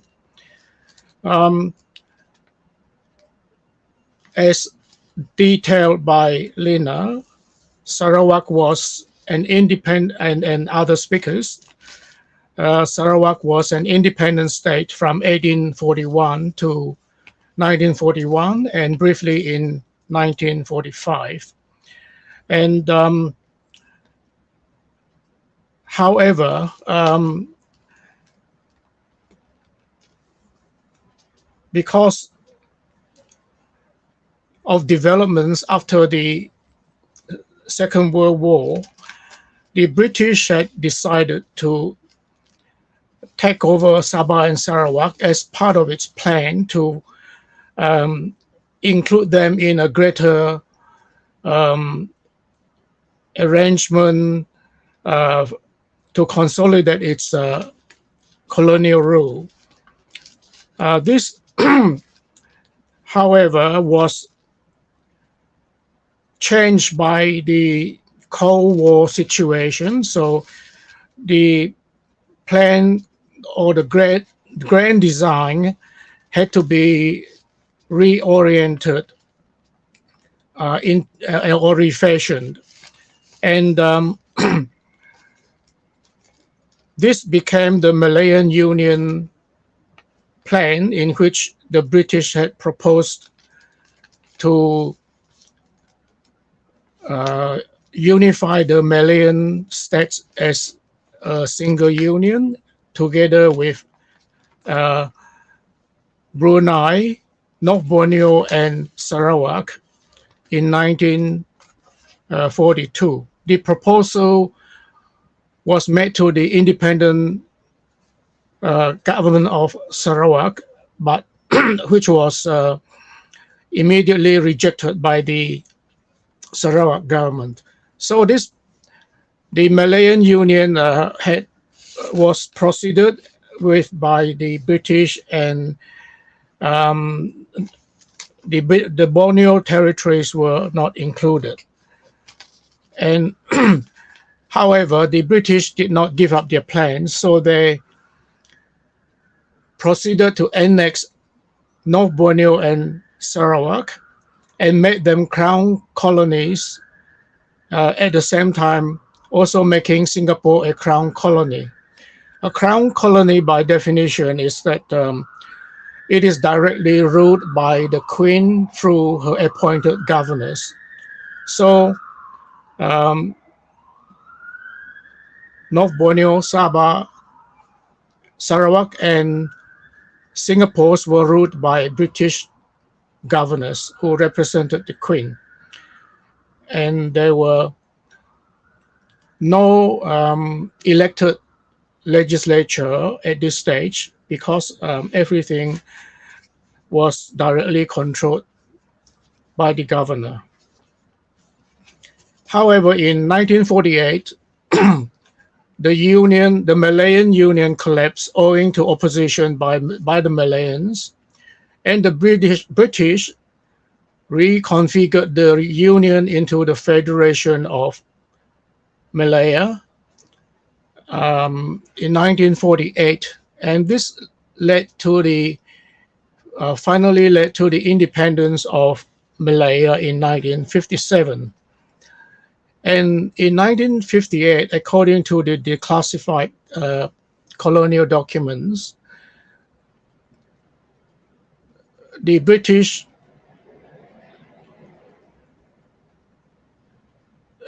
began negotiations with the newly independent Malayan government.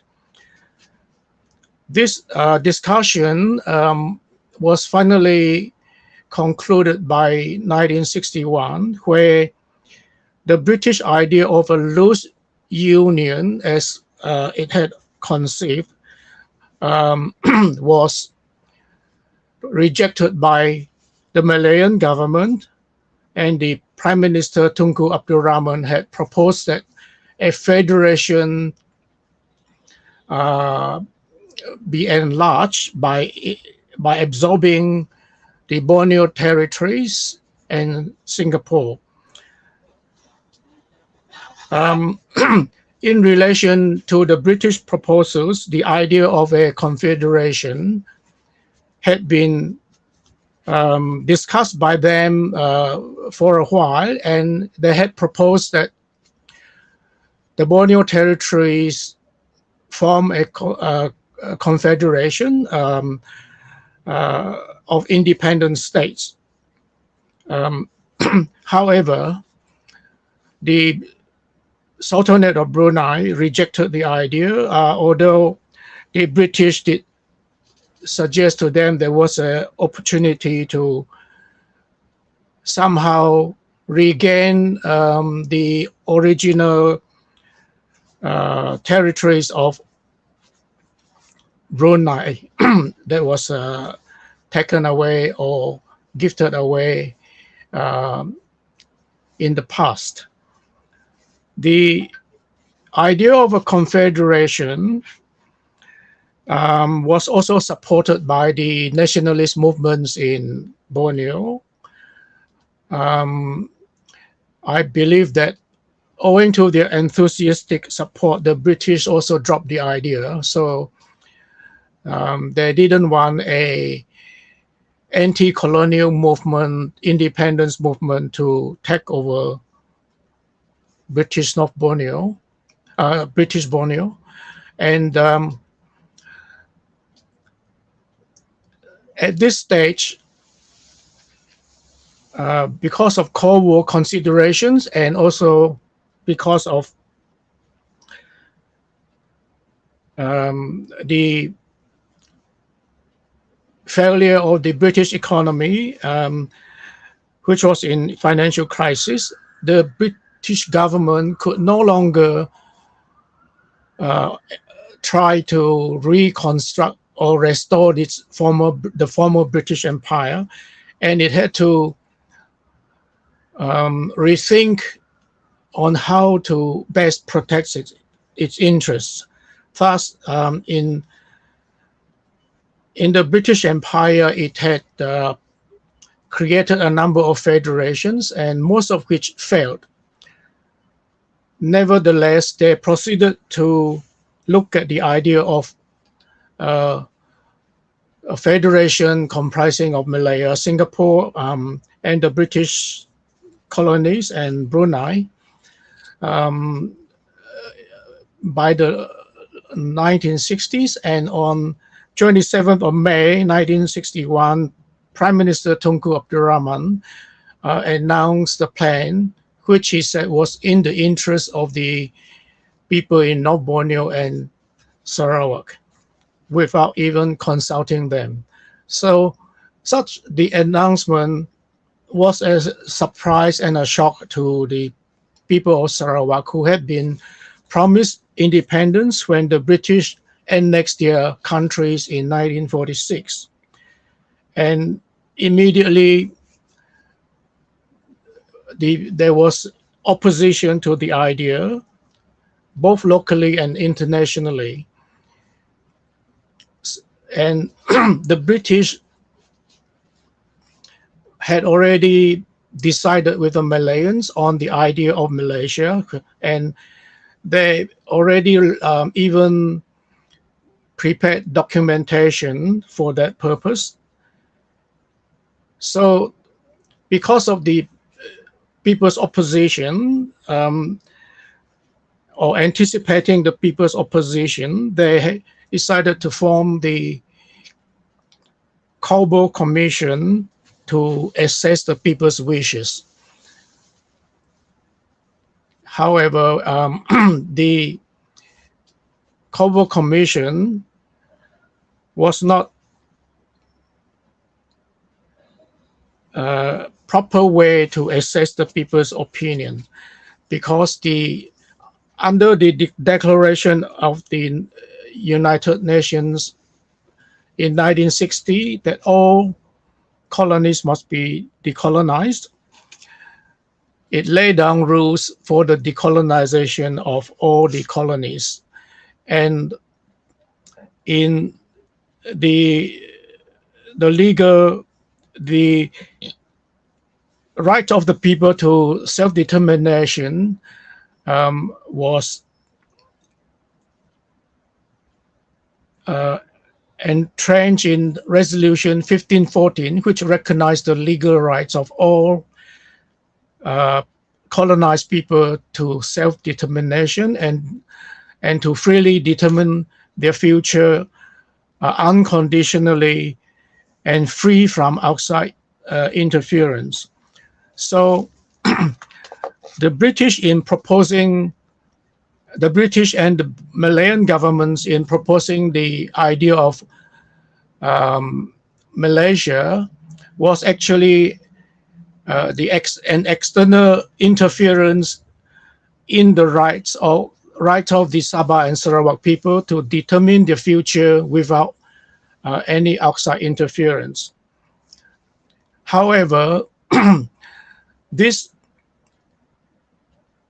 didn't matter to the Malayans or to the British because their plan, they were so determined to implement the plan that they simply ignored the demands of the people for genuine independence.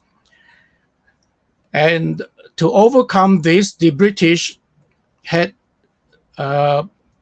claimed that the Malayan Federation plan was actually implementing the United Nations General Assembly Resolution 1541, that is to allow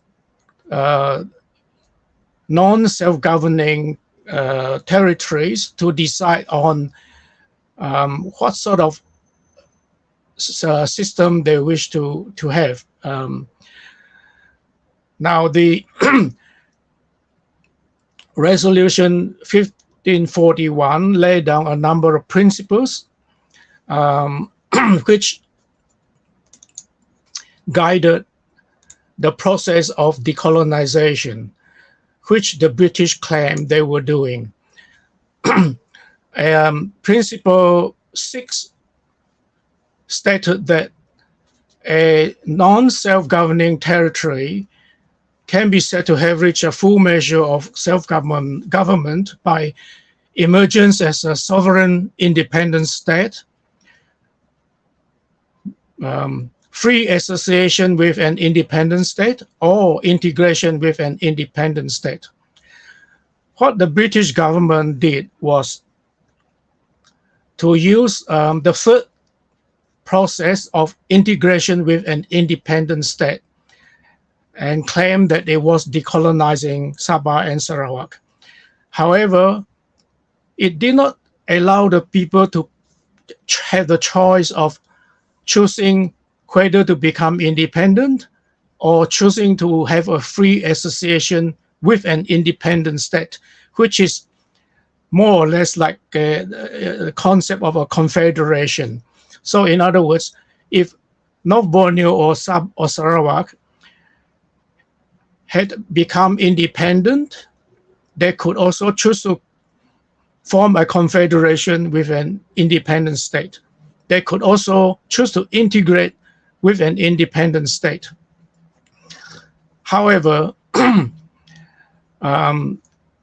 the process of decolonization was short-circuited in the case of North Borneo and Sarawak. The British and the Malayans simply decided that they would integrate them into Malaya, into the Federation of Malaya. And this was not just in breach of the Resolution 1541 Principle 6, but it was also in breach of other principles laid down by the resolution. It says that Principle 7A says that free association should be the result of a free and voluntary choice of the people of the territory concerned, expressed through informed and democratic processes. And the associated territory should have the right to determine its internal constitution without outside interference. So, well, this principle applied to the situation where the non-self-governing territories decided to associate with an independent state. But if you look at what just has been said, the same principles could be applied to the integration of the non-self-governing territories with an independent state. Thus, Principle 8 of the Resolution 1541 provided that integration with an independent state should be on the basis of complete equality between the people of the erstwhile non-self-governing territory and those of the independent country with which it is integrated. The peoples of both territories should have equal status, rights of citizenship, equal guarantees of fundamental free rights and freedoms without any distinction or discrimination. If we think about it, in the process of integrating Sabah and Sarawak with Malaya, none of those points set out in Principle 8 were actually faithfully complied with, especially after they were incorporated into the Federation of Malaya.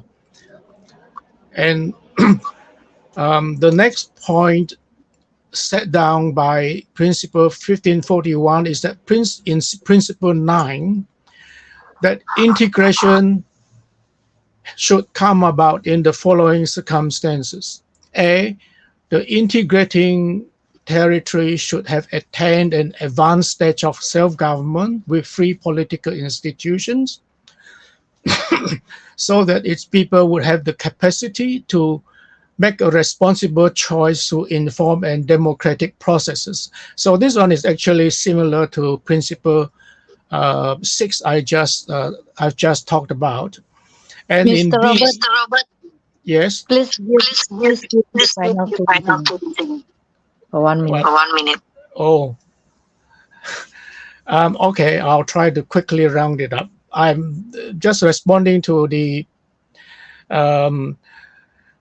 points raised about decolonization by other speakers and trying to explain what decolonization actually means. So the point B in Principle 9 is that integration should be the result of the freely expressed wishes of the territory's people with acting with full knowledge of the change in their status, their wishes having been expressed through informed and democratic processes, impartially conducted, and based on universal adult suffrage. So what it means that the people should have decided in a referendum whether they wish to become part of the Malayan Federation, rename Malaysia, or choose independence.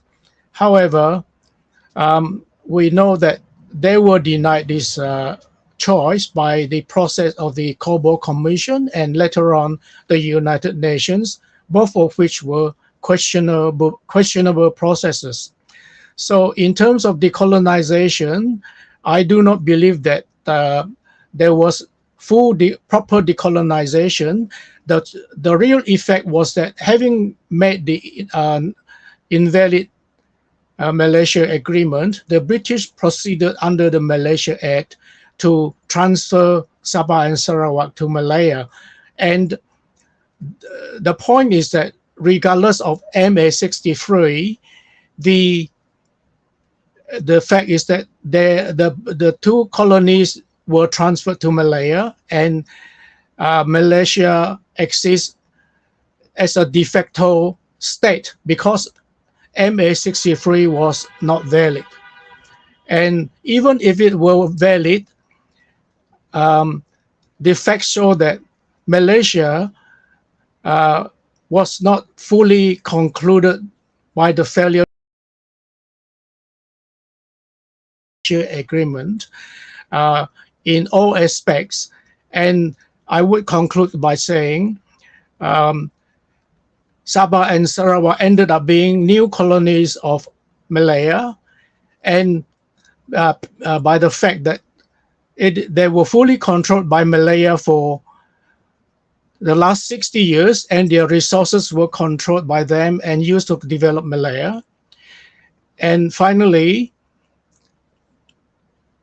the fact that the Malayan government had installed the new economic policy, which transformed Malaysia into a one race, one religion based system. And this system has enabled the extremist religious elements in Malaysia to slowly gain power. And it is clear that in a few elections time, the religious forces will be able to take over government and transform Malaysia into an Islamic state. And this idea is totally opposed to the original idea of Malaysia, the concept of which was a secular and multicultural state. So I will conclude that when this happened, the idea of Malaysia would be destroyed and dismantled by the race religion forces. And at that stage, Sabah and Sarawak must decide whether they still want to be linked up with a failed federation, or they must exercise their inalienable right under 1514 of the United Nations resolution to choose independence, and this is their inalienable right to do so.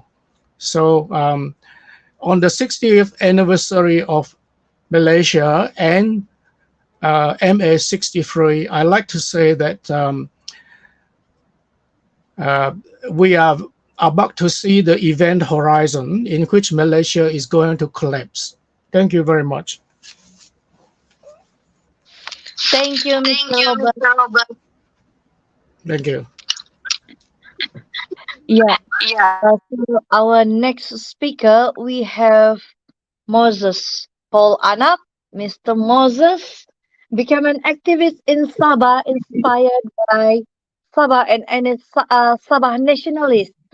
He participated in various NGOs in Sabah, including SSUUK, SSKM, SSRANZ, and is currently the president of the president of Republic of Sabah North Borneo NGO RSNB. So please, here come please Moses.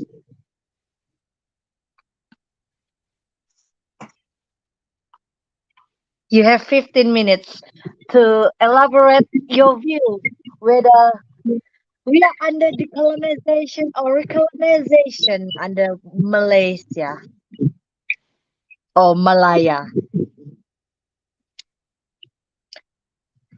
Moses, please unmute your microphone. We cannot see you.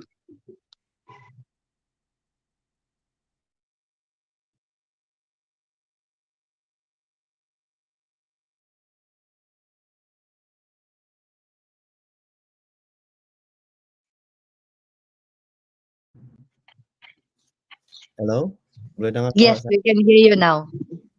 Boleh. Okey. Terima kasih Sis Elvira kerana telah memberikan pengenalan tentang diri saya, dan juga saya ingin mengucapkan ribuan terima kasih kepada anda yang di sana, yang di luar sana sedang mengikuti online forum ini, dan juga saya ingin mengambil kesempatan untuk mengucapkan penghargaan kepada semua speakers yang hadir di online forum ini, kerana mereka telah memberikan input yang sesuatu yang baru, sedikit perbezaan, tetapi dapat disimpulkan bahawa perjanjian Malaysia itu adalah tidak sah dan terbatal. Saya juga ingin mengambil kesempatan untuk menyatakan pandangan saya. Berdasarkan kepada kajian yang telah dilakukan perbincangan dengan peguam, dengan Robert Pate, dan juga pembacaan demi pembacaan melalui dokumen-dokumen kolonial, ia jelas menyatakan perbincangan itu memfokuskan kepada British dan Malaya. Sabahan dan Sarawakian tidak dimasukkan ke dalam perjanjian tersebut, tidak dimasukkan ke dalam perbincangan Malaysia itu. Dan juga kita seringkali disampaikan naratif yang mengatakan Malaysia dibentuk, sedangkan tidak ada pembentukan negara baru. Apa yang ada adalah pembesaran persempadanan politik negara yang sudah sedia wujud, iaitu Malaya. Meluaskan persempadanan politik hingga ke Borneo. Inilah yang sebenarnya berlaku. Dalam erti kata lain, ia bukanlah satu pembentukan negara baru, tetapi perluasan kuasa politik. Dan yang jelas di sana ialah Sabah dan Sarawak tidak memiliki suara untuk menyatakan keinginan yang jelas. Walaupun ia jelas, tetapi ia telah dinafikan melalui kesepakatan yang telah wujud di antara British dan Malaya. We want independent. Kami mau kemerdekaan, tetapi apa yang diberikan ialah persekutuan baru kepada Sabah dan Sarawak. Bagaimana ia berlaku, kita boleh melihat perjanjian Malaysia itu. Perjanjian Malaysia itu bagi pandangan saya dan juga dipersetujui oleh peguam-peguam yang ada di online forum ini dan juga di luar sana, mengatakan bahwa perjanjian Malaysia itu merupakan dokumen penyerahan kuasa kedaulatan dan kuasa perundangan Sabah dan Sarawak kepada Malaya. Memang sebentar tadi kita disampaikan informasi baru, yang sesuatu yang baru, tetapi buat masa ini kefahaman yang kuat mengatakan kuasa kedaulatan dan kuasa perundangan diserahkan oleh British kepada Malaya. Dalam erti kata lain, penyerahan ini menunjukkan simbolik yang jelas bahawa Malaya adalah pengganti kepada British, penjajah baru. Jadi ini sesuatu yang menyedihkan di kalangan Sabahan dan Sarawakian. Sebab kita mengimpikan sebuah kerajaan negara yang merdeka. Tetapi apakah kemerdekaan yang kita alami sekarang? Ramai yang mengatakan kita sudah merdeka, kita aman. Tetapi bagi saya, ia adalah kemerdekaan ataupun keamanan sangkar burung. Kita diberikan satu ruang yang terhad. Kita bebas, tetapi dalam satu ruang yang sangat-sangat terhad.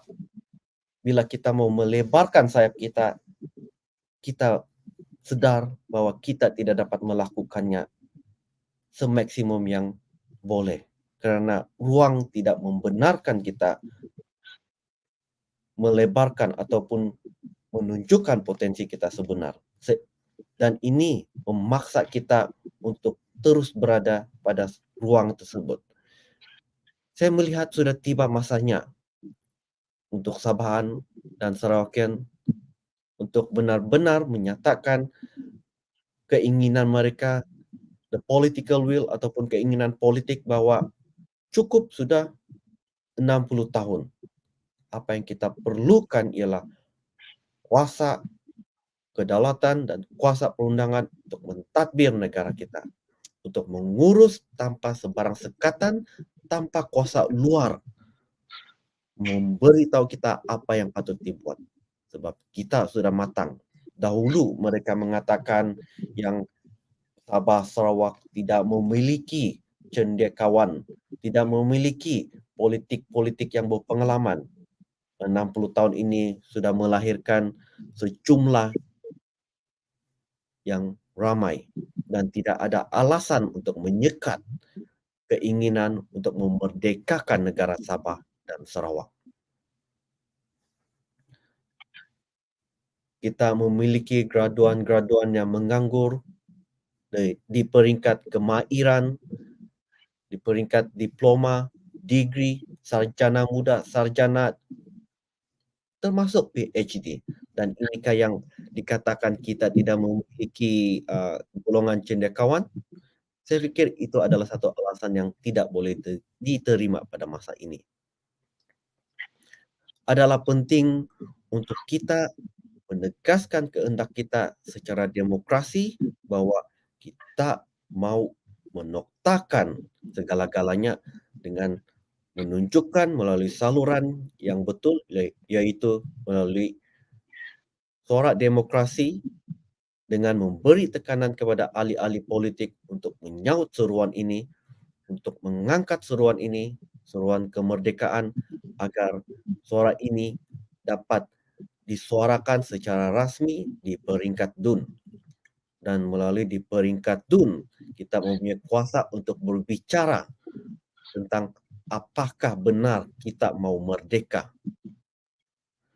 Untuk melakukannya, kita memerlukan ahli-ahli politik yang berani, yang mengangkat suara ini tanpa perlu rasa gentar, sebab adalah tanggungjawab ahli-ahli politik yang mewakili suara Sabah untuk suara bagi Sabah dan juga Sarawak. Pada saat mereka mengelak untuk bersuara bagi kita, berarti mereka sudah tidak mempunyai alasan untuk mewakili kita dan mereka itu perlu diturunkan. Jadi adalah tanggung jawab kita sebagai rakyat biasa, sebagai aktivis, sebagai nasionalis untuk sedar akan perkara ini bahwa kuasa untuk mengubah sesuatu sebenarnya terletak di tangan kita. Terletak di tangan Sabahan dan Sarawakian. Kita perlu memastikan suara kita didengar dengan memberikan kesedaran mengapa kita mesti mau merdeka. Mengapa kita mau mesti merdeka? Karena kita mau memastikan generasi kita di masa hadapan mampu menjalani kehidupan yang lebih baik dari hidup yang kita alami pada masa ini. Pada masa ini, semua menyadari bahwa kehidupan adalah sangat sukar. Kerajaan kita mampu melakukan yang terbaik, tetapi disekat, dihalang. Kita ambil contoh di Sabah, Kerajaan Negara Sabah. Pasal isu beras. Di bawah Kementerian Pertanian dan Perikanan, industri iaitu YB Dato Dr. Jeffrey mengatakan dengan jelas kita perlu mempunyai kuasa untuk mengimport beras tanpa perlu melalui Bernas, tetapi dihalang. Dan kenyataan mengatakan bahwa perlu mendapat persetujuan daripada Kerajaan Persekutuan. Tidakkah ini jelas kita mampu melakukan yang terbaik untuk rakyat tetapi disekat? Dan inilah yang dimaksudkan keamanan sangkar burung. Keamanan ataupun kemerdekaan yang diwar-warkan yang mempunyai had limit yang tidak boleh lebih daripada itu. Dan inilah yang kita mau atasi. Dan cara untuk mengatasinya ialah melalui kemerdekaan. 60 tahun itu bukan tempo yang singkat. Kita sudah memberi ruang untuk perkara ini berubah menjadi lebih baik. Tetapi apakah ia menjadi lebih baik? Bagi pandangan saya, ia berubah menjadi keadaan yang lebih menyedihkan. Jadi, sebagai seorang yang sedar akan keadaan ini, orang yang memahami keadaan ini, kita perlu bersatu, membentuk gelombang kemerdekaan. Dan gelombang kemerdekaan ini dapat dikuatkan apabila semua rakyat Sabah khususnya sedar bahwa suara-suara yang inginkan perubahan perlu bekerja sama untuk bersatu dan membentuk satu kumpulan yang besar di seluruh Sabah untuk memaksa kerajaan kita melalui ahli-ahli politik yang mewakili suara kita. Tetapi jikalau mereka tidak mau mewakili suara kita, sudah masanya kita mengangkat pemimpin baru di kalangan kita. Kita perlu singkirkan mentaliti yang mengatakan, oh, pemimpin ini tidak mau bersuara bagi kita. Macam mana kita mau berusaha? Kita ubah pikiran itu. Jikalau dia tidak mau angkat, maka kita perlu angkat. Jadi kita perlu mencari suara di kalangan kita sendiri. Dan ini adalah proses demokrasi. Dalam kefahaman ini juga perspektif yang kuat setelah kajian telah dilakukan di kalangan peguam yang pada masa ini bersetuju bahwa perjanjian Malaysia adalah tidak sah dan terbatal dari awalnya lagi, karena di saat perjanjian Malaysia itu ditandatangani, pemimpin Sabah dan Sarawak tidak memiliki kapasiti untuk melakukannya. Mengapa? Karena kita tidak memiliki DUN ataupun parlimen untuk berdebat dengan perkara ini secara panjang dan lebar, manakala di Malaya pula dari tahun 1961 hampir setiap sesi Dewan Parlimen mereka berbicara, mereka berdebat dan mereka menyimpulkan bahwa perjanjian Malaysia ini tidak sah kerana di dalam perjanjian Malaysia itu tidak menyatakan rakyat Sabah bersetuju untuk membentuk ataupun bersetuju untuk idea Malaysia ini. Dan lagi, dokumen yang disediakan ini tidak melibatkan Sabah dan Sarawak. Ia dilakukan oleh British dan Malaya. Tetapi kita tidak faham mengapa ia diteruskan. Apa yang jelas, British dan Malaya bersetuju bahwa Malaysia adalah operasi neokolonialis, yaitu suatu bentuk penjajahan zaman baru yang mengawal sosial, ekonomi, dan politik suatu negara untuk kepentingan mereka. Kita tidak memahami perkara ini dahulu, tetapi sekarang kita telah memahami. Jadi adalah penting untuk kita, bangsa negara Sabah, bangsa negara Sarawak yang berjiwa merdeka, berjiwa berdaulat, untuk bersama-sama menyatakan hasrat dengan kental, kuat, dan tegas bahwa kita mau merdeka. Jadi untuk bahagian Sabah, di bawah kepimpinan saya, melalui NGO yang telah ditemukan pada tahun 2020, Republic of Sabah North Borneo menetapkan satu tempo, yaitu 10 tahun. Mengapa ia ditetapkan dalam tempo 10 tahun? Agar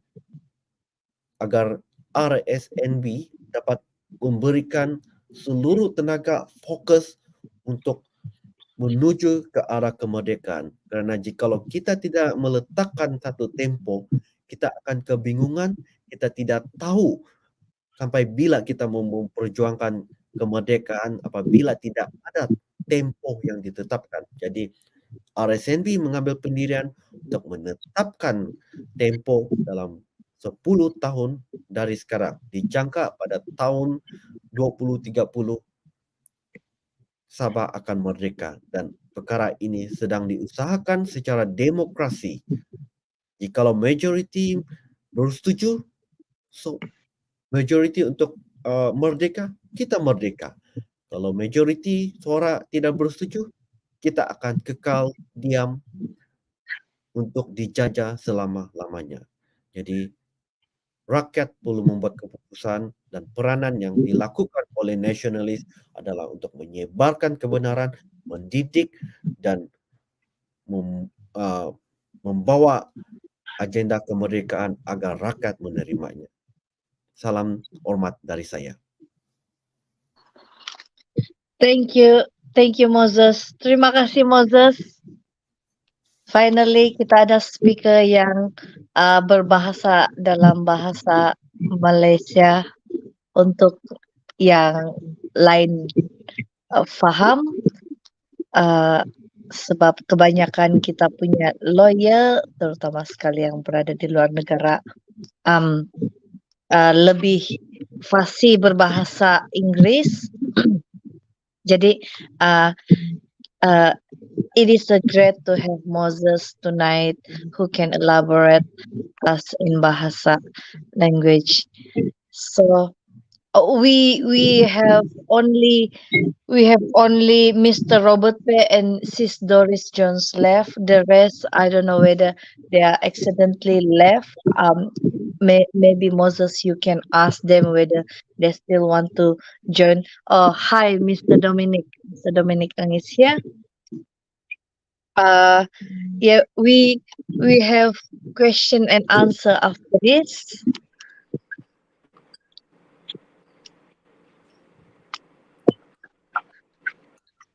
So we have Mr. Robert, Mr. Dominic, Sis Doris, Sis Lina. Then we have everyone here since Mr. Vunli Shan get excused early to leave early. So what is the plan? What is the plan? Where are we going after this? How long will we stay in this so-called illegal country before getting it right? Want to start? Sis Lina Su? Okay. I've already shown the flowchart process. Okay. The key is to get into Dun. Okay. As I said, it should be constitutional and it has to be peaceful. So you have to get us into Dun. Then in Dun, we'll legislate for an independence referendum. Then engage with the federal government to hold it. And we let the people decide. This is the process with every other country that wants, to be recognized as sovereign. The rest is all bridge under the water. All those details, they are true, but does it matter anymore? It's all bridge under the water. Now is what can we do now? So And meaning I to say, say- you said Dun, Dewan Undangan Negeri, Sislina, State Assembly Hall. We need majority if we depending on Dun, right? So what is the master Yes. plan for reaching the majority? You have to educate the people. Then you have to get voted in to show that you have the mandate to speak for the people. And the only way, to prove they have the mandate is to be in Dun, and then in Dun there's a constitutional power to legislate for the way forward. That is a process. There are Okay, other thank ways you, like Sislina. going to the British court, but that's I think there's a much longer way, and that would be much more complicated. So meaning to say, you believe that the majority voice of the people are stronger to make a change faster for us to gain independence? Yeah, so we have to educate the people, raise their awareness, okay, get their support. The only way you can get their support is they vote for you to go to Dun. That shows that you have the mandate to speak for the people. Then the next step to do is to do it, legislatively, politically. I mean, Yeah. we can Okay. gripe all the time. I mean, there's so many things wrong, but it doesn't matter. What matters now is Staff pun what is ini pun doable. penting juga, Pak. So the doable is the political way Ini campaign ini and tetap penting legislative way. juga. That's my 5 cents worth lah. Okay, thank you, Sis Lina. So, what do you think? Next question goes to Sis Doris Jones. What do you think? What is the next plan? Where are we going after this? How long will we stay in this so-called illegal country? We're forgetting it, right? Yes, very good question. Bonus question.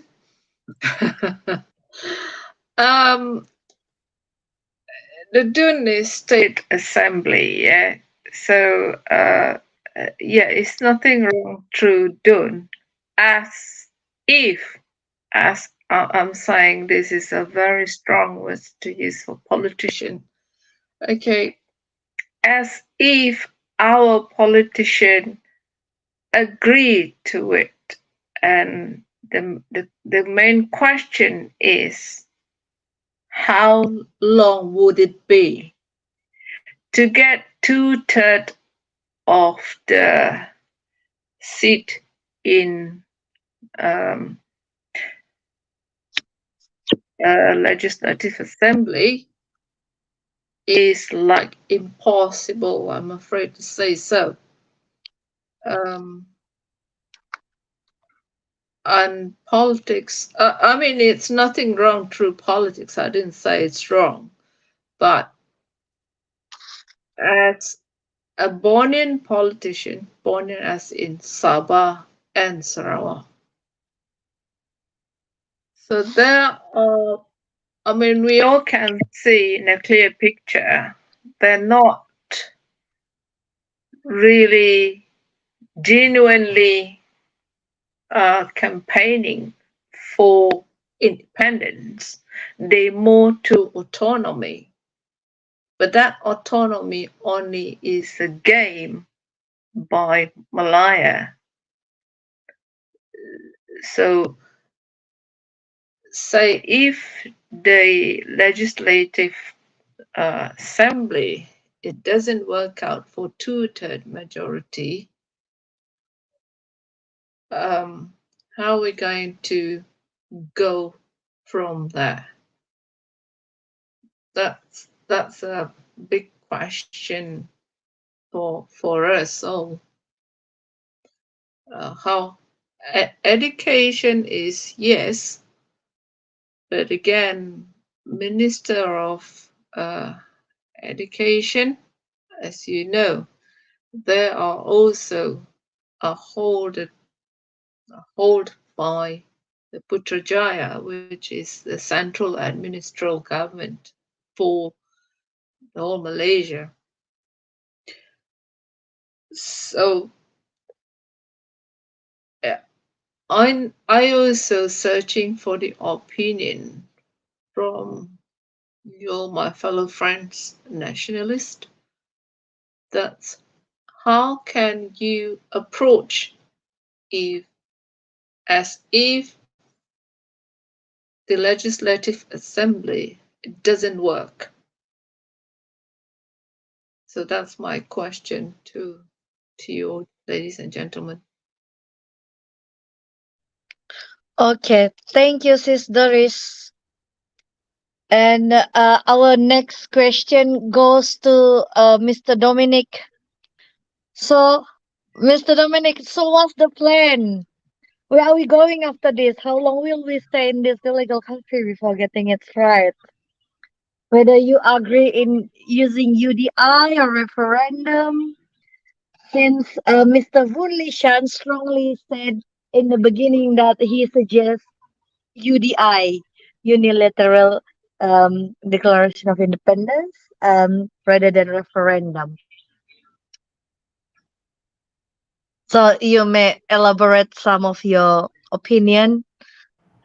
Okay. How long will we stay Thanks, in this Emily. illegal country before getting it right? Okay, thanks, Emily. A short answer to Saudara Vundi Shan's proposal that we do a UDI. Okay, that is to me a bit presumptuous, because a unilateral declaration of independence will get a lot of international repercussions, because it is presuming that we have the right to declare so without even going through the basic what we call tenets of choice, which is actually a referendum. By merely declaring UDI is to take the decision into one's hand, to determine the fate of a whole community of people without even asking the people to decide for themselves. That kind of an attitude is no better than our British overlords, the colonial masters, who decided for us what our future ought to be. So 60 years down the road, have we gone any better? This is the thinking of somebody who has no confidence in the people of Sarawak, in the capacity and the maturity to decide for themselves what their future ought to be. That is my reply to that. In fact, the only democratic and internationally recognized way to gain independence is actually via a referendum that is properly set out in accordance with the law. Now, Thank you. Scotland, I haven't finished. Scotland actually had an independence referendum. Although at the end of the day, when the Scottish people voted, it was narrowly defeated. And it was a legal process. Now, I am proposing something which is a bit more radical. I'm saying that the Sarawak Legislative Assembly precedes the Malaysian Parliament. And it is actually one of the oldest legislative assembly in Malaysia. And I am suggesting that the Sarawak Legislative Assembly, or the All Council Negeri, was actually based upon the old British model, where there is no constitution. In Britain, there's no constitution, but there is a parliamentary supremacy. That is the law. Parliament in Britain, until now, in those days and until now, is supreme. So in that sense, I'm arguing that the Sarawak Legislative Assembly, which started out as the Council Negeri of Sarawak, actually has the legislative supremacy to pass laws to determine its own fate. Now, it is a very well-known precedent in law that whatever powers that you have, you can give it up. You may have surrendered it, but since those powers are yours in the first instance, and if you are given it up for one reason or another, you still have that authority to take it back because it was yours. You may have given it up, but I'm saying that you still have that residual authority to take back that power that you used to wield. You may have given up for good reasons, or you may have given up for poor reasons. But I'm suggesting that the Council Negeri of Sarawak has the power to take back the parliamentary supremacy that it used to have. So that is to explain why I believe that even the current Dun has a residual power to make decisions for itself, to pass what we are now asking for, and quite a few parties are asking for, which is a referendum ordinance, without having to go through the Malaysian Parliament. Now, there is proper legislative and legal backing for such a proposal, even if it is a bit surprising and extreme. I'm saying that it is possible. Of course, if you were to ask the current composition of, the current Parliament of Malaysia to ever enact a law to allow Sarawak and Sabah, for that matter, to decide for themselves whether they want to be independent or not, I think the political reality is not there at the moment. So I am suggesting that we can go through another legal process, which is the Sarawak Dun itself making that, passing that resolution and putting the vote back to the people of Sarawak, and for that matter, Sabah. Okay, so I'm saying that that is possible. It is still there. Okay, now, as to the challenges to MX63, which was proposed and which has been carried out by some parties to the legitimacy of MX63. Now, it is easier to say and harder to implement. Mr. Robert Pei is part of our legal team. So is Mr. Wundi Shan. And we have actually analyzed long and deep what is the possibility of actually challenging MS63. First of all, and I'm sure Robert will agree with me, first of all, we have to pass the hurdle of a locus standi. That means, do we have the necessary locus standi to actually mount that suit? Certainly, by just 10 people or 10,000 people, even if we can get that many, I think we will fail to even come up to the requirement of a locus standi. That means the legal standing to mount that challenge. Arthur Lee, who is my constitutional law master, has suggested that we go via the S4S way, which is actually to get the petition signed by 200,000 to 300,000 Sarawakians to empower a particular organization like SAPA to sue based upon MS63, the government of Malaysia, the government of Sarawak being brought in as a party. That is a possibility. Okay, so having sufficient number of people, Sarawakians, mature Sarawakians who have that view. 300,000 is something that he was thinking of, which is about 10% of the population of Sarawak. So that is what he's proposing.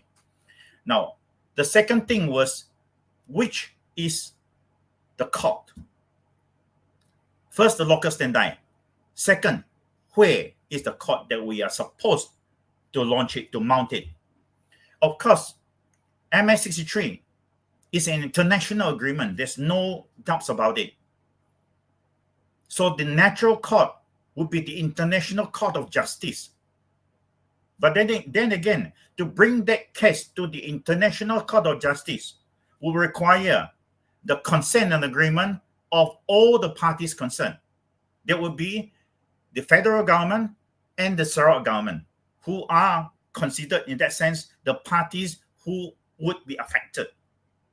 Is it possible for us to ever persuade the federal government to agree to accede to the authority of the International Court of Justice for a suit that is mounted by the people of Sarawak and Sabah against the Malaysian 1963 Malaysian agreement?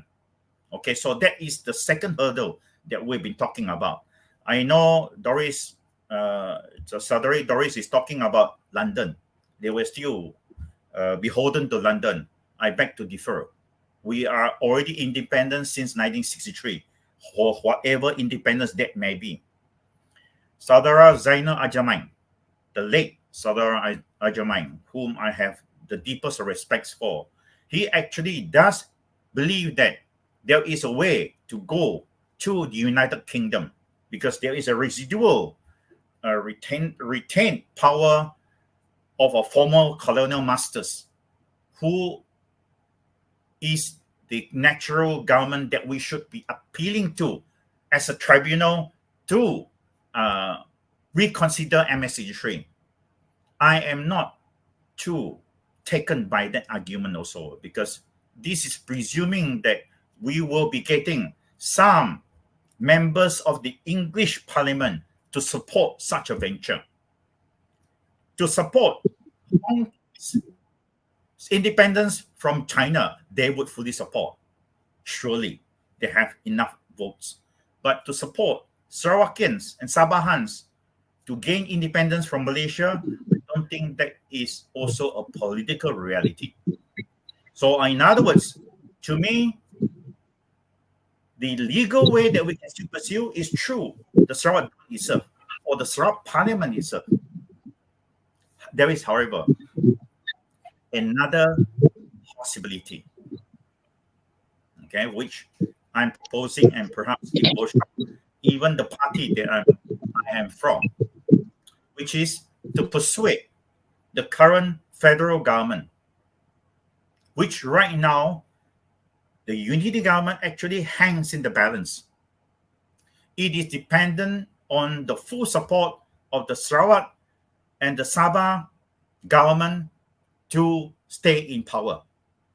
So, first time in our history, the federal government is beholden to Sarawak and Sabah. If our two, the Premier and the Chief Minister, are able to get their act together, okay, they can make a very strong case to the Prime Minister of Malaysia right now. Why don't we do something about this inherent problem that Sarawakians and Sabahans are very unhappy about? Why don't we allow Sarawakians and Sabahans the rights that we ought to have, and which was denied us all this while? So one possibility is to persuade UNWA to allow Sarawak and Sabah to hold an independence referendum. That is a possibility. Secondly, if not for an independence referendum, to give back to Sarawak and Sabah more autonomy and more attendant rights, the rights that we are now fighting for. And I saw that the Sarawak government is actually pushing in that direction, which is education, for one. Health is another. And right now, actually, we are already starting about having our small defense forces to take care of our borders, to take care of our waters, the continental waters. We are starting to have our own armed forces in the sense of defending our shores and our boundaries. And they are coming up. So slowly, steadily, we can actually get what has been denied us all this while. I know slow and steady doesn't mean that we will get there in the end. Because right now, we may have a weak federal government. The next round, things may be different. But I have always believed in something. And this is our motto. Okay, Sarawak. Dum sparrow. While I breathe, I believe. And to end that part, I'm saying that Sarawak and Sabah, actually Sabah too, has the capacity and the political momentum to get back what we can now ask for. Sarawak has already started the ball rolling. Sabah is already starting to claim back the 40% of their revenue. They were supposed of the taxes that was taken from Sabah, they were supposed to be returned to Sabah. I know it is $1 trillion. I think Saudara Zainal has said that it was about $1 trillion. Somebody calculated. These are not impossible things. It may take a while, but it is not impossible. And certainly, one thing that I've always, all Sarawakians have been, and Sabahans I'm sure, has been talking about, the way our education has been run to the ground. Our education system in the old days, when we were in Britain, when we were under British rule, when Sarawak was independent, we had better education than now. That is our problem. We're going backwards. So education is something that is important, that we ought to get back, and we must have the necessary funds to run them. That means having our own education system. That is within the Malaysian umbrella, no doubt, but free from the problems that is now related to West Malaysia, the problems with race and religion. Those things should never be inside our education system. The other thing is health. We have a very good health system in Sarawak.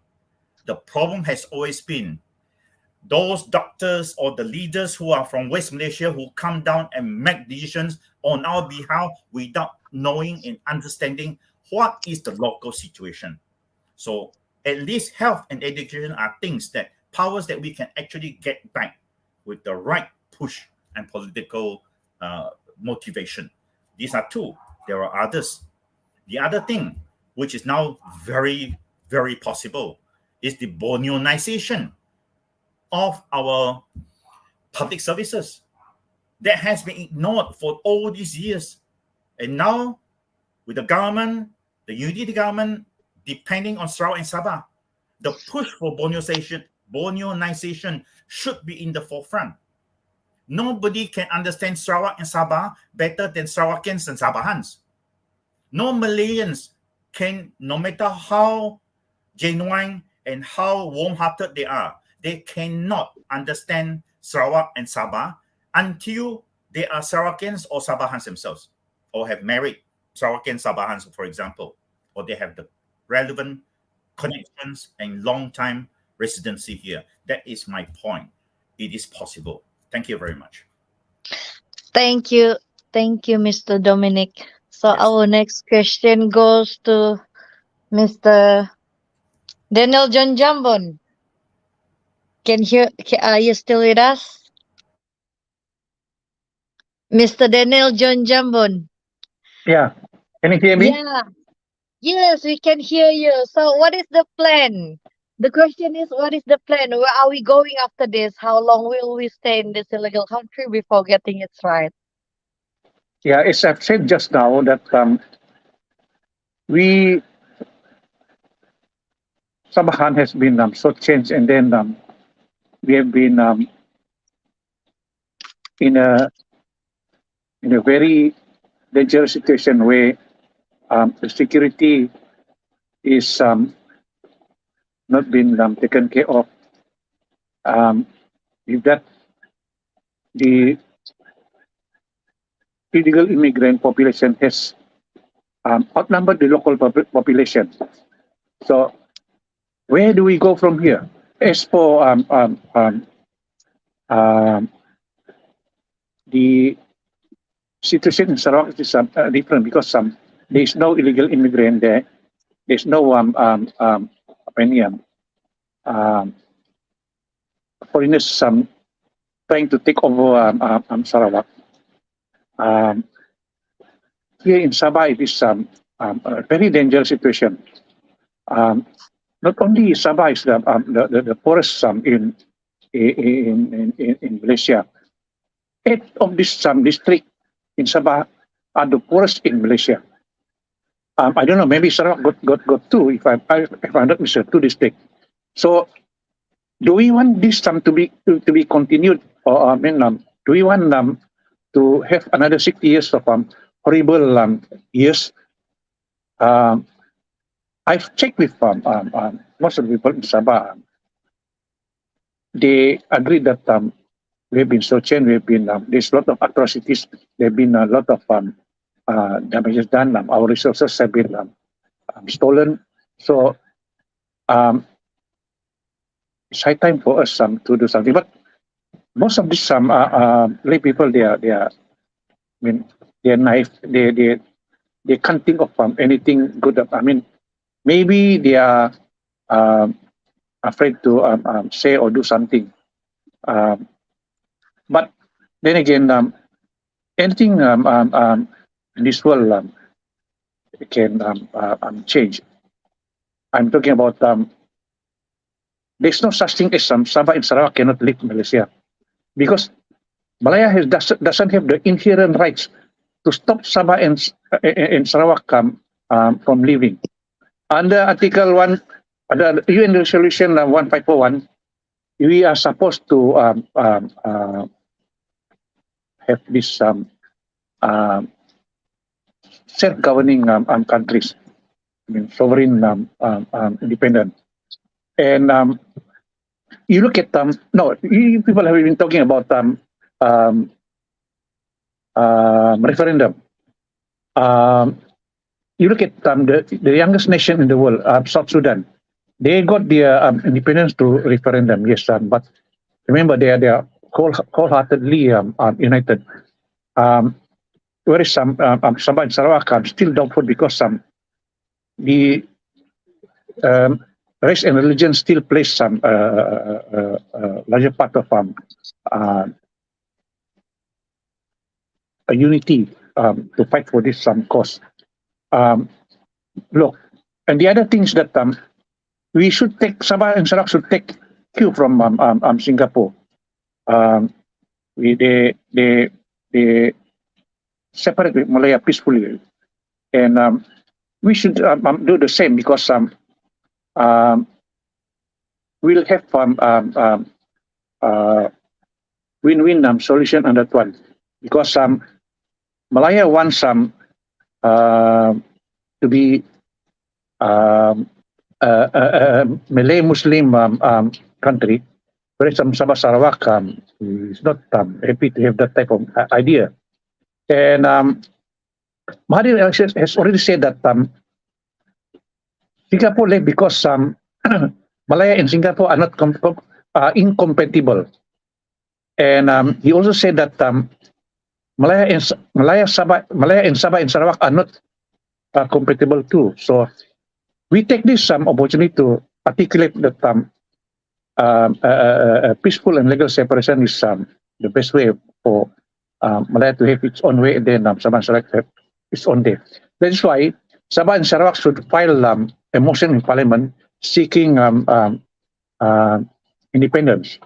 But we remain in Malaysia for the purpose of common market, and we can invite Singapore, Brunei, and for that purposes, and we can seek Malaysia's assistance to be a member of the United Nations, the Asian, and then the Commonwealth communities.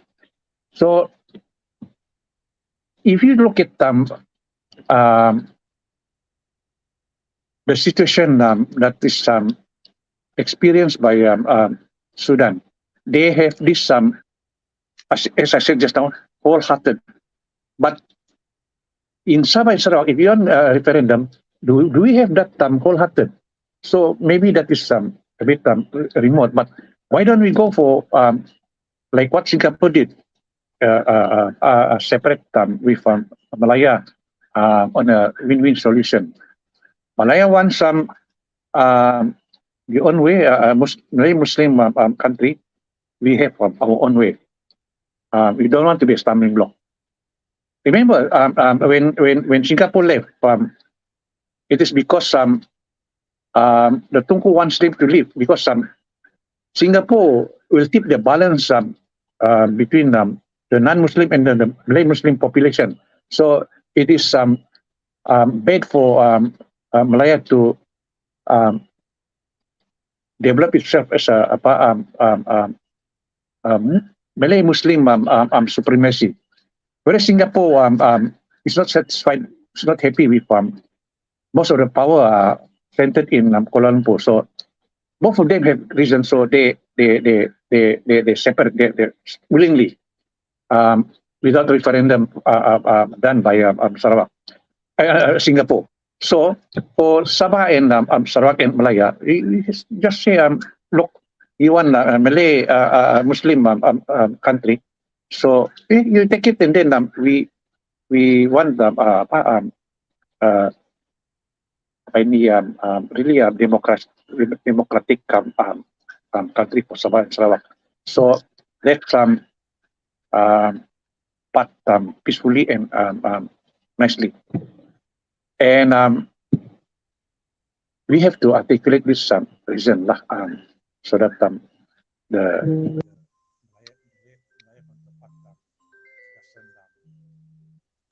think that we are living just because we. Mr. Daniel John Jambon, we cannot hear you. So I think that's all. Sabah and Sarawak should file a motion in Parliament seeking independence. Thank you. Okay, thank you. So our next question goes to Mr. Robert. Since just now, Moses already give her time range that they're gonna have 10 years, jangka masa 10 tahun.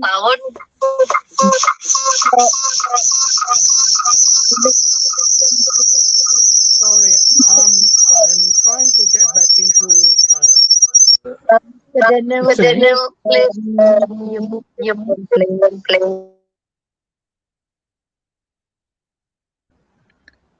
Hello? Mr. Daniel, please mute your microphone, please. Sorry. Mute your microphone. Yeah, thank you. So our next question goes to Mr. Robert. What's the plan?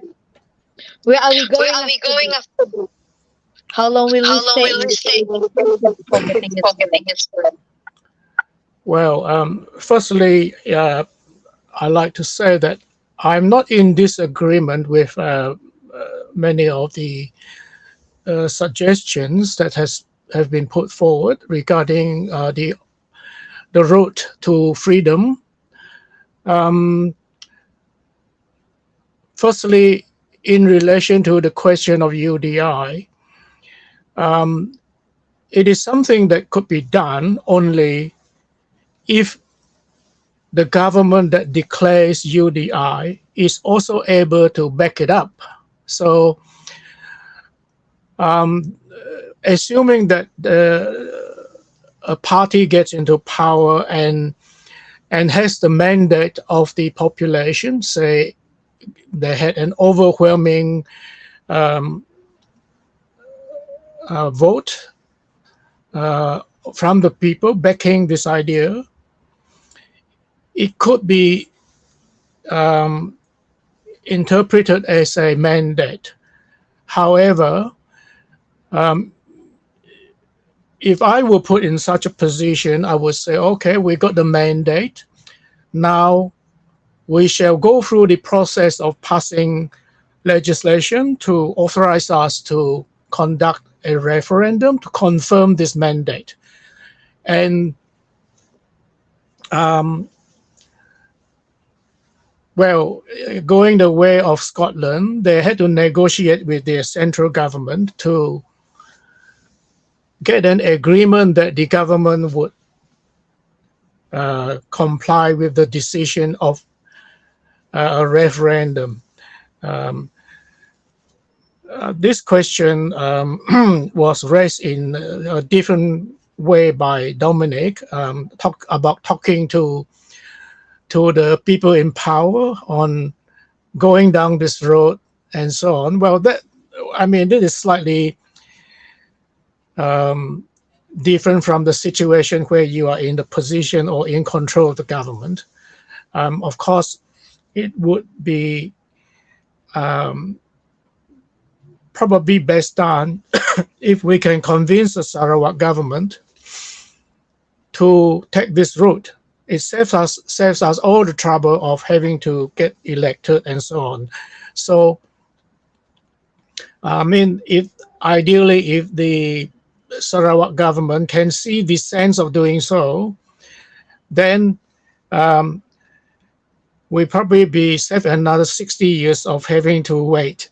Yeah, and regarding the legal route, how we can legally seek international support for our independence.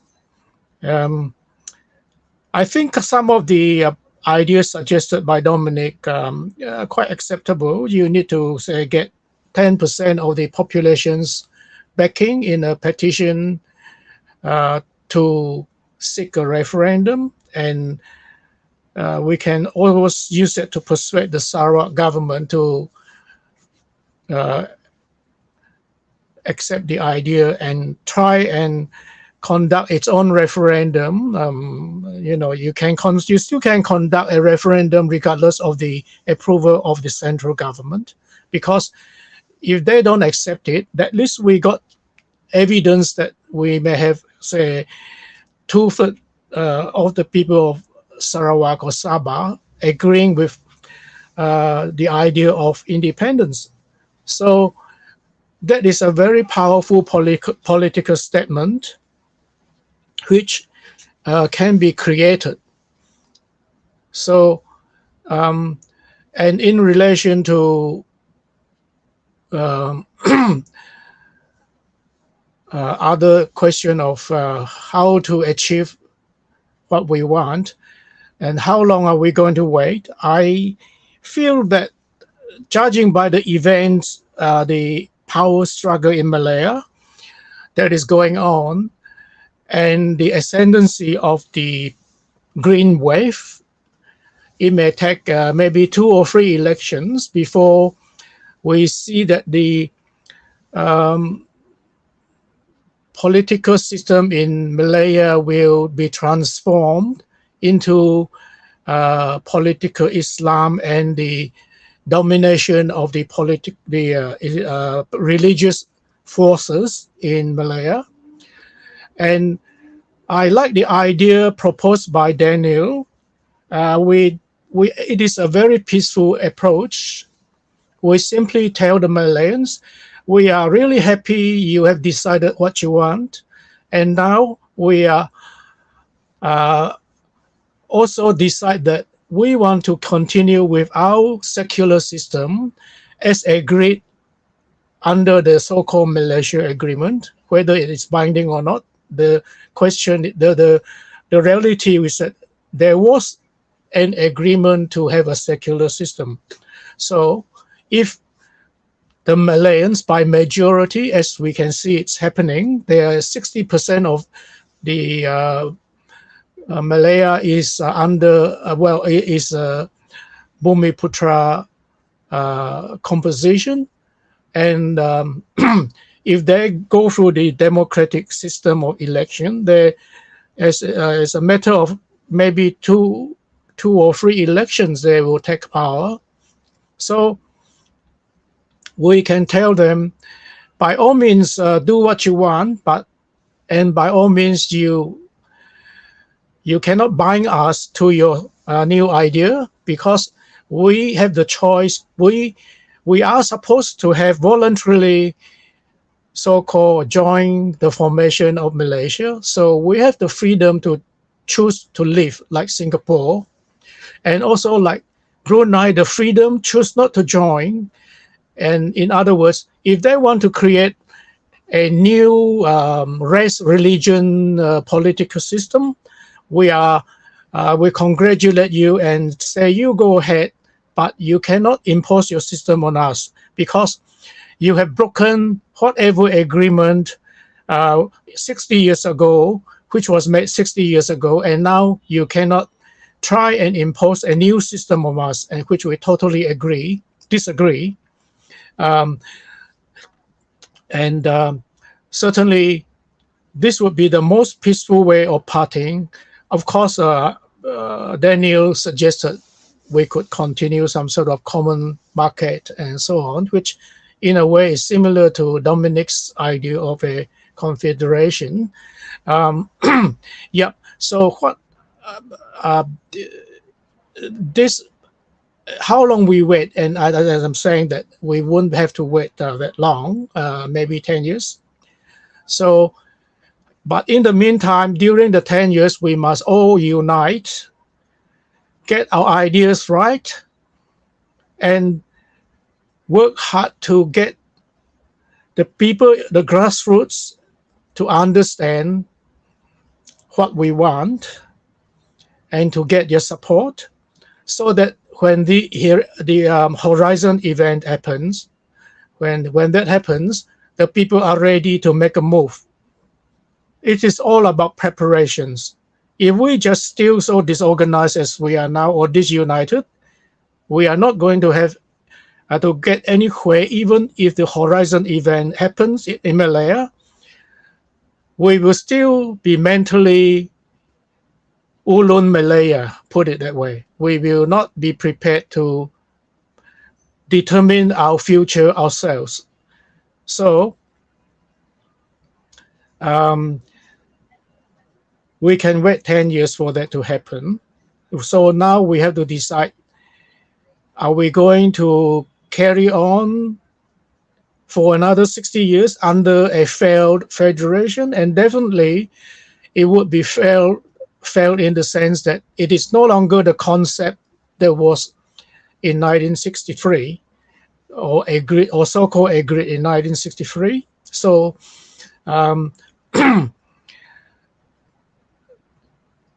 I think in a sense, we can be optimistic that the Malayans will create the conditions so that we can exit.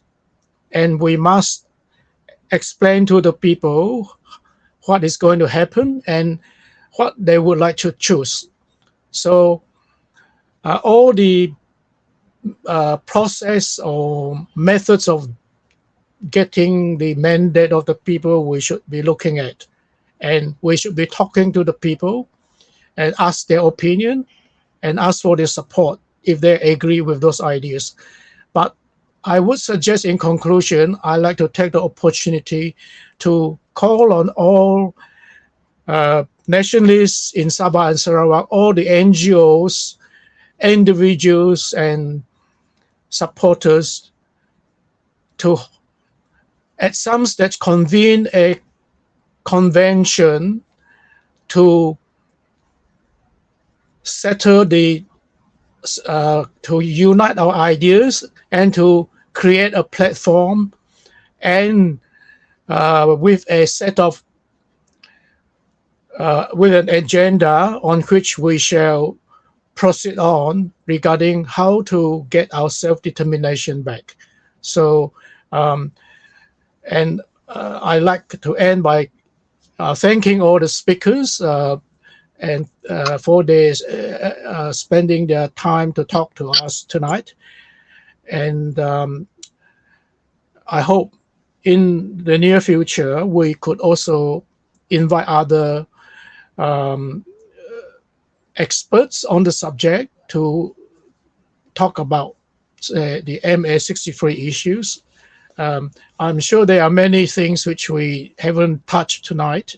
So with that, I'd like to thank you all for listening and good night. Thank you. Thank you.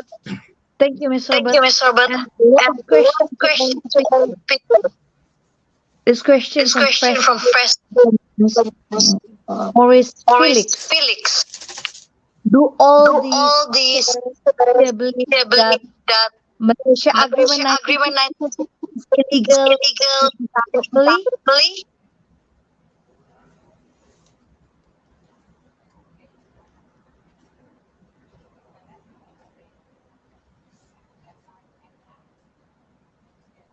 Starting from you, Starting from you, Mr. Mr.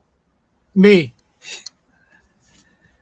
Do I believe Do that? you believe Do you that believe Malaysia Agreement is illegal Yes. internationally?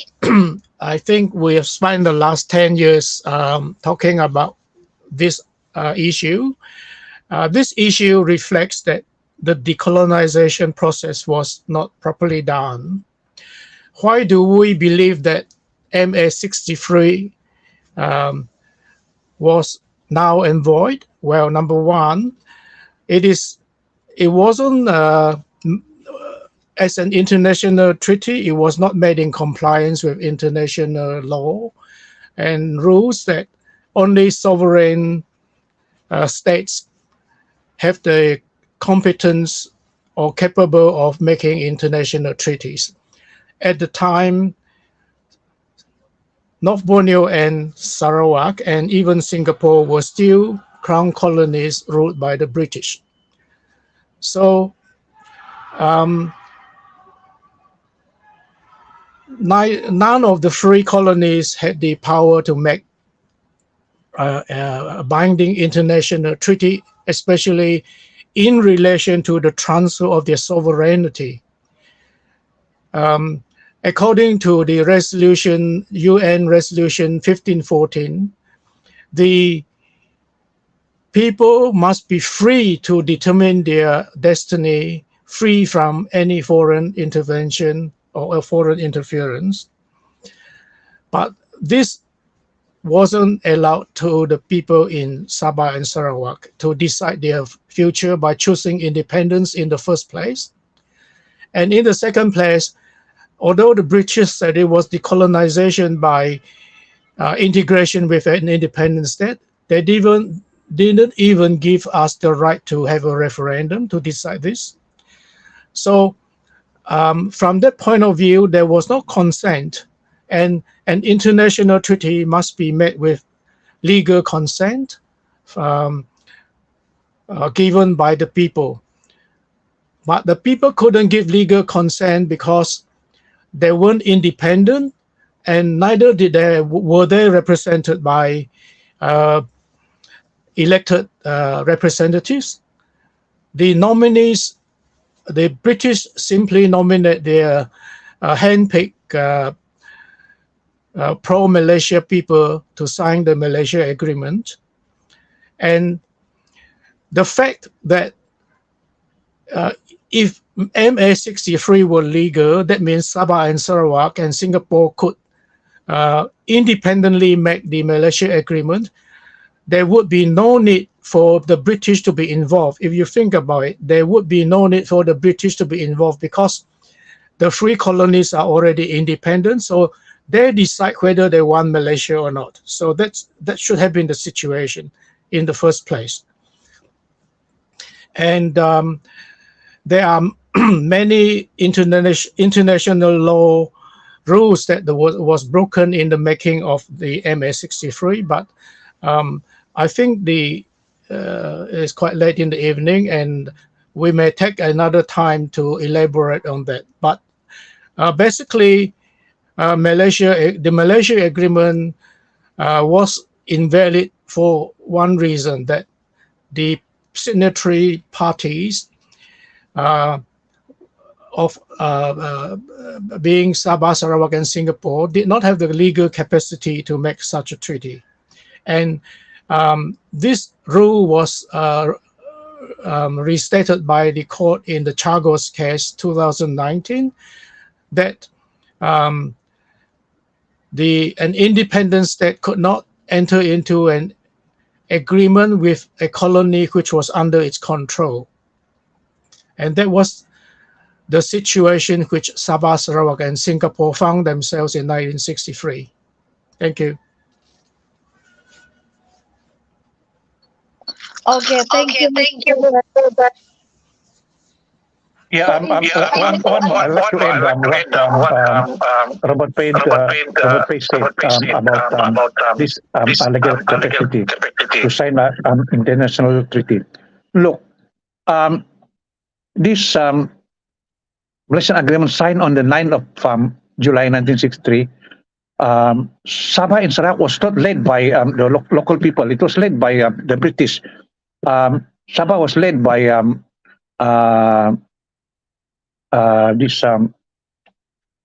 Sarawak is by Pikes.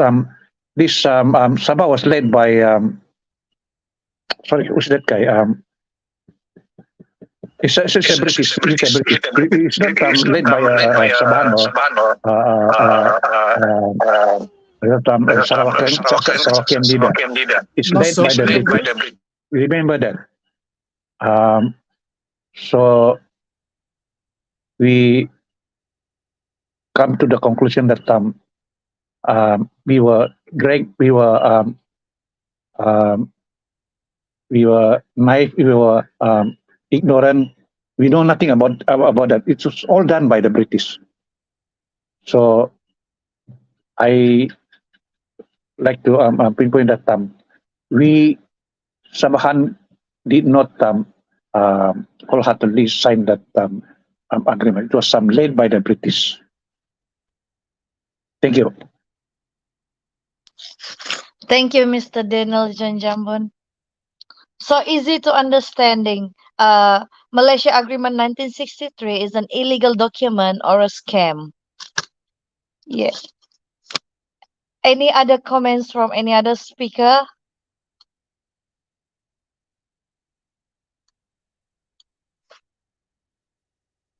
Yeah, I like to pinpoint here that from this talks forum, we need to articulate our points on what we want.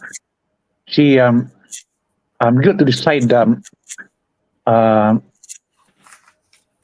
decolonization. We'll be talking about independence for sure, but which path, which way do we want to go? Either we want a referendum or we go by UDI, like what Decolonisation says, or we go by what I suggest, Sabah Sarawak file a motion in Parliament seeking independence from Malaysia with good reason that we will still be in Malaysia based on common market lah. We can invite Singapore and Borneo for this common market, and then we also seek help from Malaysia to get membership with the United Nations, the Commonwealth, and then Asian communities. Thank you. Thank you, Mr. Daniel John. So any other speaker who would like to give any comment? Can I say something? Yes, please. Okay. Just to answer the question with respect to the legality of MS63, I would like to point out in support of what Robert Pei has stated. The agreement MS63 in Article 1 states very clearly in the first paragraph, the colonies of North Borneo and Sarawak. So at the very first line, first article, they have defined that North Borneo and Sarawak were colonies at that time. Now, in simple English, it's just like babies. Babies have no authority to enter into agreements. Babies or juvenile adults do not have any capacity, we call it, to enter into agreement. So when they were colonies, North Borneo and Sarawak were identified clearly in Article 1 as colonies. So we were not granted independence, so we therefore do not have that capacity. And Robert Pei is correct that it was recently affirmed in the Chagos Islands case. Now, as to the signatories, because I have this book, the Malaysia Agreement, the signatories, just for the information of our viewers, for North Borneo, they were Datuk Mustafa bin Datuk Harun, D.A. Stevens, W.K.H. Johns, Koh Siak Chew, W.S. Hawley, G.S. Sundan. So there was British and Sabahans. For Sarawak is P.E.H. Pike, Tun Juga, Abang Haji Mustafa, Ling Beng Siu, and Abang Haji Openg. So 4 of the signatories were Sarawakians and Sarawakian leaders. One, P.E.H. Pike, I think, was the SAG. But however, even though there were Sabahans and Sarawakians who signed MS63, it does not mean that they have the requisite authority then representing Sarawak and Sabah to sign that agreement. In fact, it was stated clearly in one of the communications that the signatories for Sabah and Sarawak were only there for presentational purposes. They actually do not have the right to sign. So that was the problem. Now, ending that part, was therefore MS63 null and void, as what Robert has been suggesting? It could be. Because if you have signatories to the agreement who do not have the capacity to sign, then that agreement itself, especially binding Sarawak and Sabah, cannot bind because they do not have the capacity to sign. However, at that time, the government that has the authority or the capacity to sign on behalf of Sarawak and Sabah is actually the United Kingdom. So in that sense, they were signing on behalf of Sarawak and Sabah. And the other signatory that has the authority is actually the Federation of Malaya, because by that time, they were already independent. The third entity was Singapore. Singapore was never described as a colony. Singapore, by that time, has already announced its independence. But that independence, which was announced by Singapore, was not accepted by the United Kingdom. So these are the legal niceties about it. So there is still quite a lot of this legal dispute over whether MS63 is valid from the beginning at the signatory. However, I do fully agree with the contentions of the late Saudara Zainal Al-Zaman that MS63 was actually fundamentally breached. It may be a valid agreement, but it had been fundamentally breached over the years. We failed to follow the articles of MS63. And in contract law, if there is only one fundamental breach, then that agreement can be voidable. So that is the term, voidable. It is voidable at the instance of the party that disagrees. So in other words, Sarawak and Sabah, in the situation of a voidable agreement or contract, has the capacity to void it. So that is important for the lawyers who are contemplating a challenge. So that is a possibility. Now, the other part which we have also discussed, is that MS63, even if it is legal, is it still legal when one of the signatories have left? That is Singapore. So that is another challenge that we have been contemplating. One of the original signatories were legitimate, more or less better than Sarawak and Sabah, has already left. It's no more bound by that agreement. Does the agreement still stand?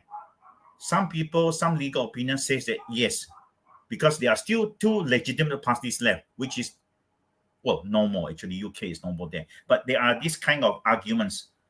So until a court of law, a properly convened court of law, makes a decision after all the arguments, we will never know.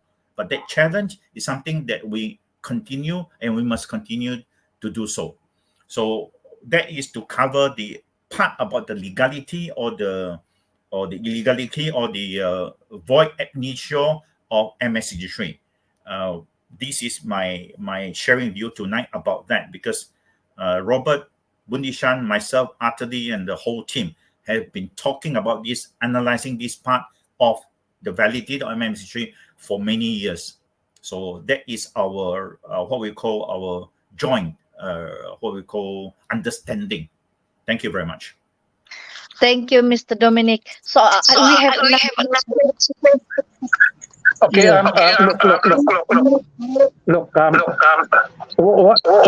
what ought to be done now? Okay, see, I'm suggesting that we need to articulate our issues and convince the leaders of Sabah and Sarawak and the people of Sabah and Sarawak that this approach we're going to adopt is the best approach on solving our predicament in Malaysia.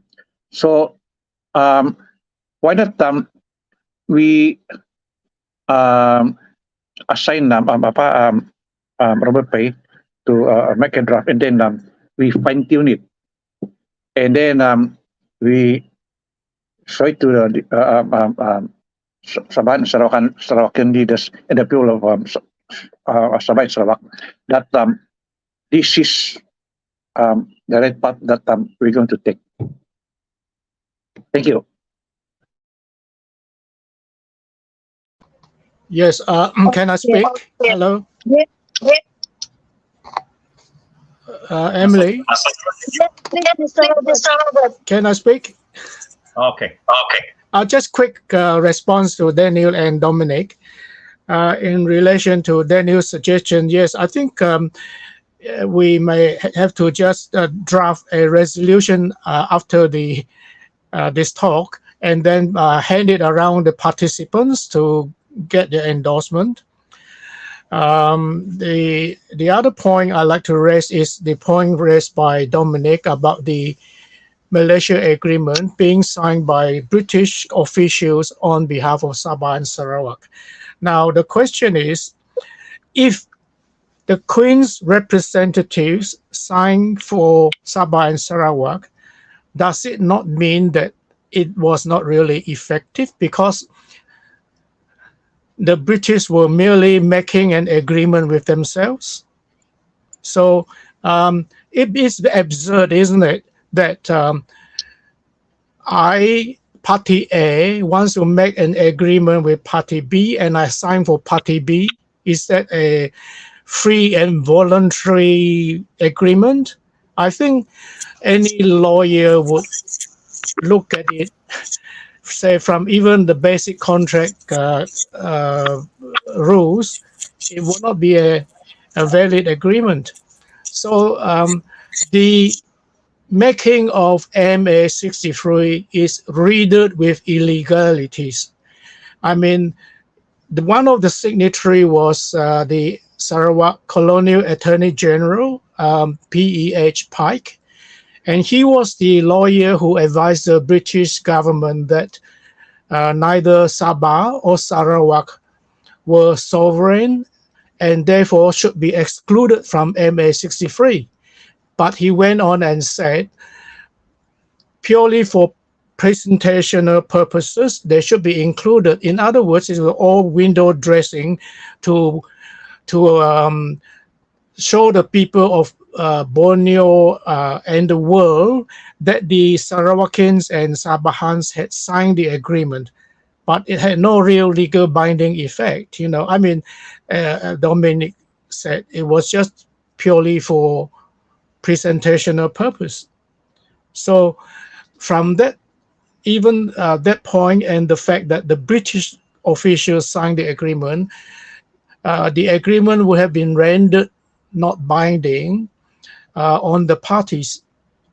And this is what the court in the International Court of Justice found in the Chagos case, on the principle that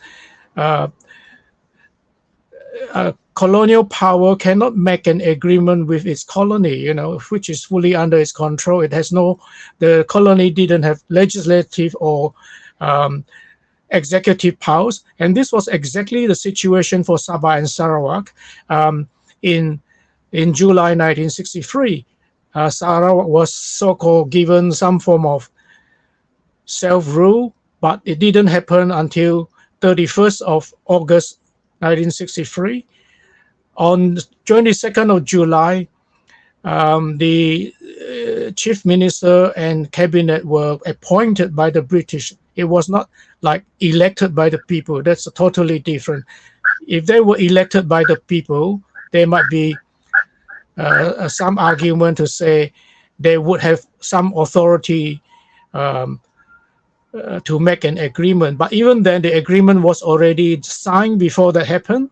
And the fact that there is an argument, especially by Sabahans, that Sabah had the power to make such an agreement because it was independent and so on. But then that only happened after the agreement was signed. So that argument doesn't really carry weight. And regarding there has been this argument has been going on still very intensively in some of the WhatsApp websites. For some reason, people are convinced that Sabah and Sarawak had some authority to make the agreement, and clearly when the international law says it cannot, or they cannot. Well, I think I will just conclude on that. Thank you.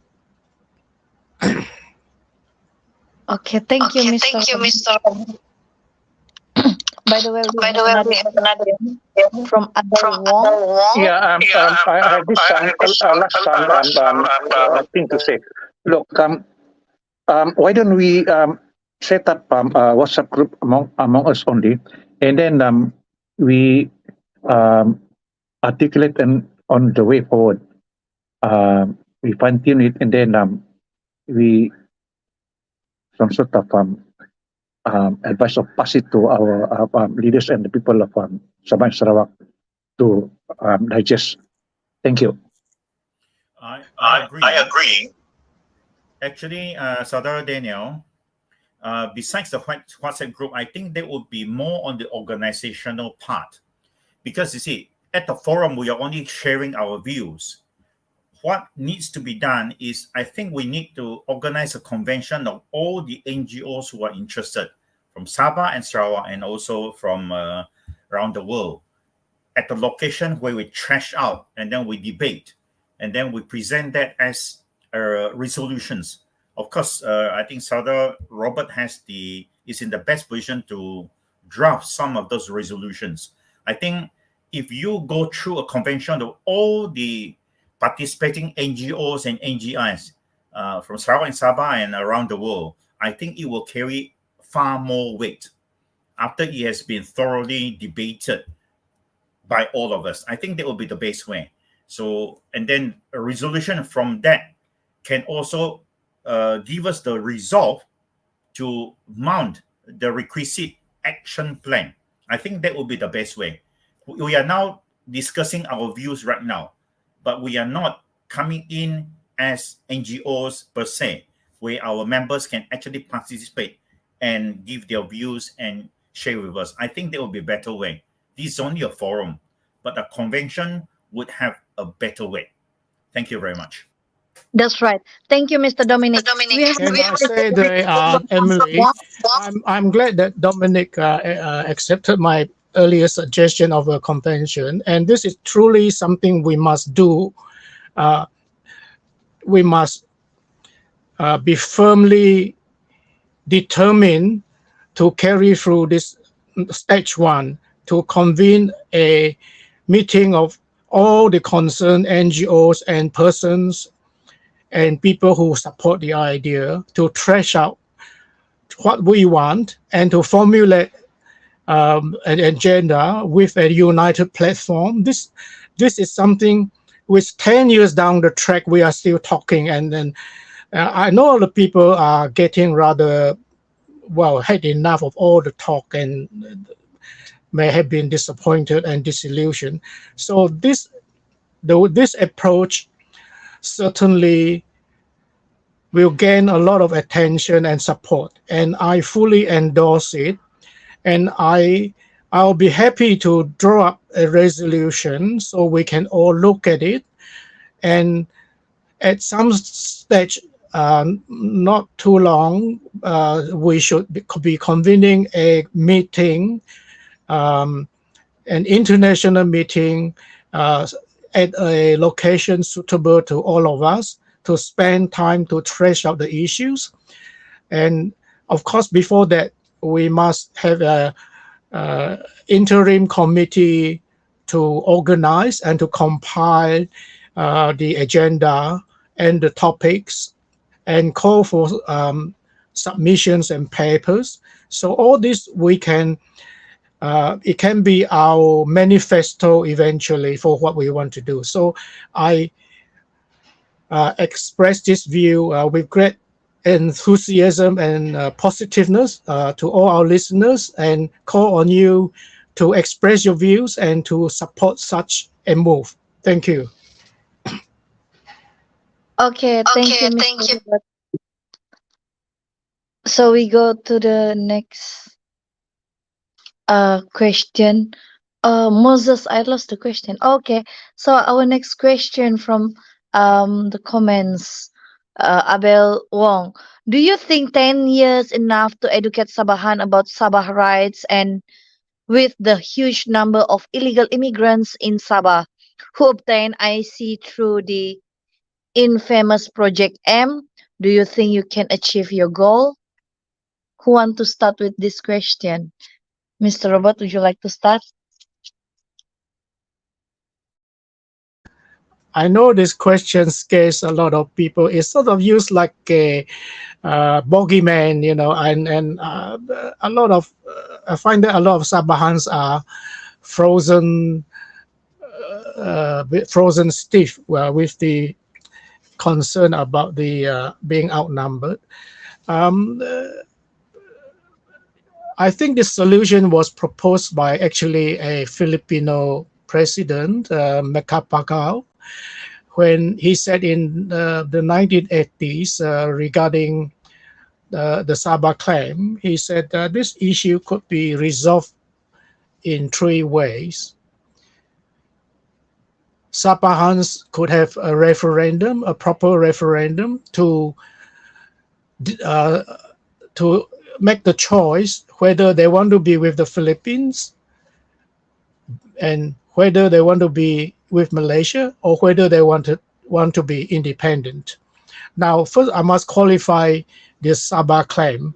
A lot of people are confused by the so-called claim because they think the Philippine claim is actually the whole of Sabah, but actually it's only the eastern seaboard of Sabah that was so-called ceded to the Sulu Sultanate in the 1600s.